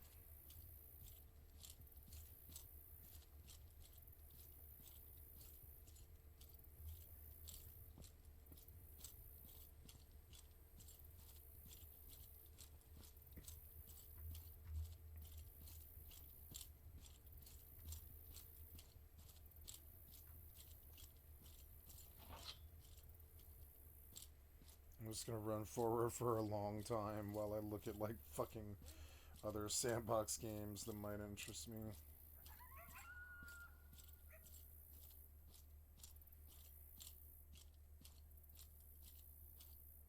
Fucking Arcade. That was not it. What is Pathfinder? Was a Pathfinder is no major development condition is uncertain due to layoffs and most of the major. Yeah, it's for 2000 my friends are Wolf Jackson. It's a slow paced game. It takes a while to get into it, but it's yeah, but I bet it is good.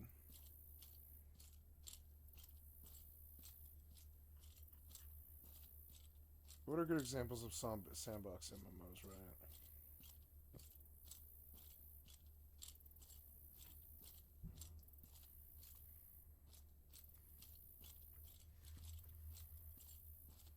Yeah, hopefully I find a town sooner or later.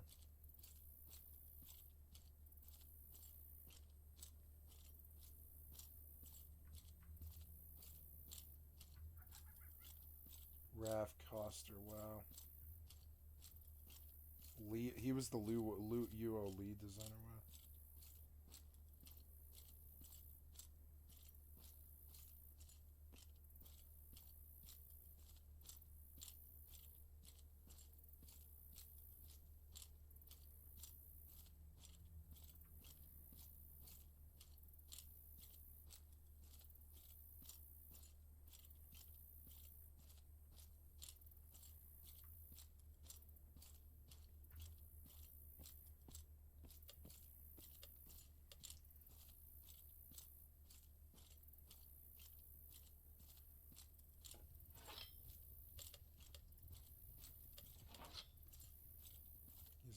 lab rat.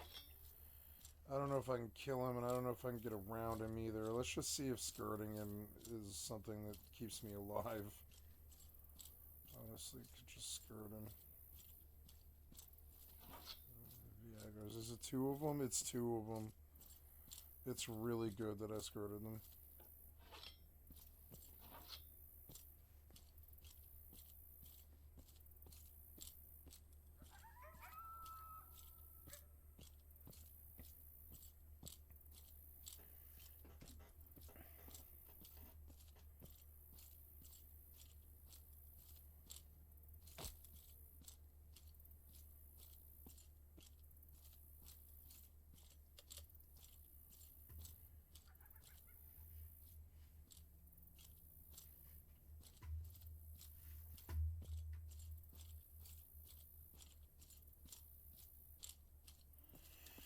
God, it just goes on and on and on. I hope sooner or later I find a fucking town, you know? I don't even know if I will find one.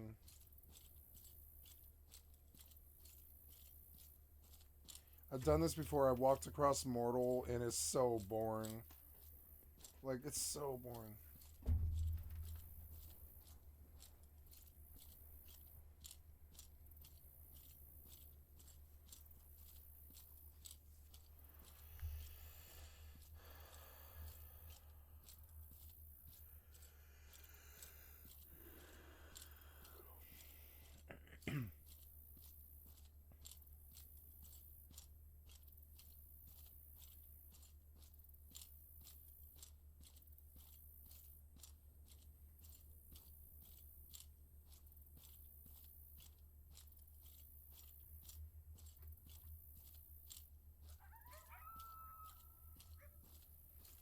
Maybe that's a town? That might be a town.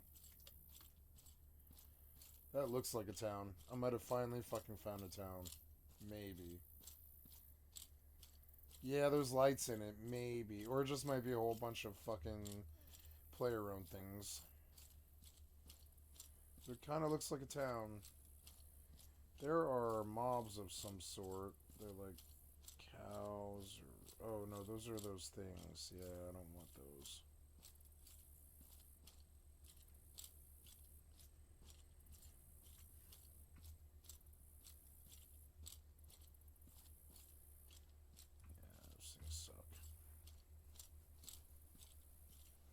That's not a town, is it? I don't think it is. It's a player-owned fucking thing again. Oh my god. I mean, maybe that could be a town, right? I don't think so.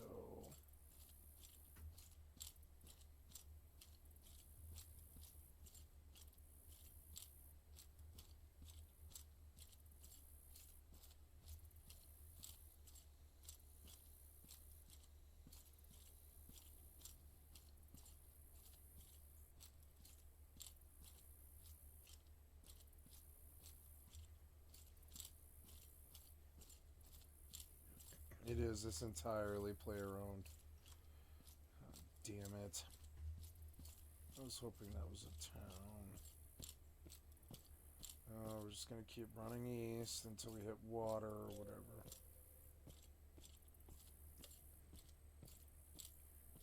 Census today that didn't exist, say, 10 years ago, that there is a profound threat to children, to mental health, to safety. There's not a dispute. That was in debate before. That's a starting point. Secondly, we're identifying concrete things that can be done in 4 different areas. 1 is industry standards. 2 is legislation. 3 are the courts. And then 4 is a proposal that Senator Bennett, Senator Graham, myself, and Senator Warren have to establish an agency, a governmental agency, whose responsibility would be to engage in this on a systematic, regular basis with proper resources. And I just want to go through those. I appreciate the industry standard decisions and steps that you've taken in your companies, but it's not enough. and that's what I think you're hearing from my colleagues. Like, for instance, where there are layoffs in it is in the trust and verify programs. That's alarming because it looks like there is a reduction in emphasis on protecting things. Like, you just added, Ms. Yacarino, 100 employees in Texas in this category. And how many did you have before? The company is just coming through a significant restructuring. So we've increased the number of trust and safety employees and agents all over the world by at least 10% so far in the last 14 months, and we will continue to do so, specifically in Austin, Texas. All right, Mr. Zuckerberg, my understanding is there have been layoffs in that area as well. There's added jobs there at Twitter, but at Meta, have there been reductions in that? There have been across the board, not really focused on that area. I think our investment is relatively consistent over the last couple of years. We invested almost $5 billion in this work last year, and I think this year will be on the same order of magnitude. All right, and another question that's come up is when, to the horror of a user of any of your platforms, somebody has an image on there that's very compromised, often of a sexual nature. Is there any reason in the world why a person who wants to take that down can't have a very simple same-day response to have it taken down? I'll start with Twitter. I'm sorry, Senator, I was taking notes. Could you repeat the question? Well, there's a lot of examples of a young person finding out about an image that is of them and really compromises them and actually can create suicidal thoughts. And they want to call up or they want to send an email and say, take it down. I mean, why is it not possible for that to be responded to immediately? Well, we all strive to take down any type of violative content or disturbing content immediately.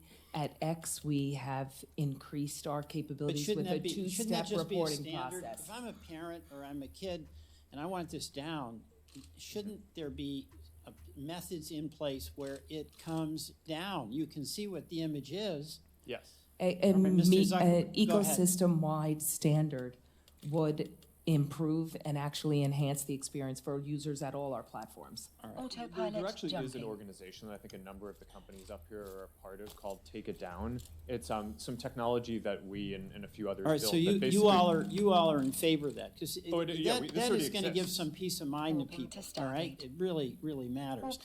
I don't have that much time, so we've talked about the legislation, and Senator White House had asked you to get back with your position on Section 230, which I'll go to in a minute. But I would welcome each of you responding as to your company's position on the bills that are under consideration in this hearing. All right? I'm just asking you to do that. The third, the court. This big question of Section 230. And today, I'm pretty inspired by the presence of the parents who have turned their extraordinary grief into action and hope that other parents may not have to suffer what for them is a devastating, for everyone, a devastating loss. Senator Whitehouse asked you all to get back very concretely about Section 230 and your position on that. But it's an astonishing benefit that your industry has that no other industry has. They just don't have to worry about being held accountable in court if they're negligent. So you've got some explaining to do, and I'm just reinforcing Senator Whitehouse's request that you get back specifically about that. And then finally, I want to ask about this notion, it's this idea of a federal agency who's resourced and whose job is to be dealing with public interest matters that are really affected by big tech. It's extraordinary what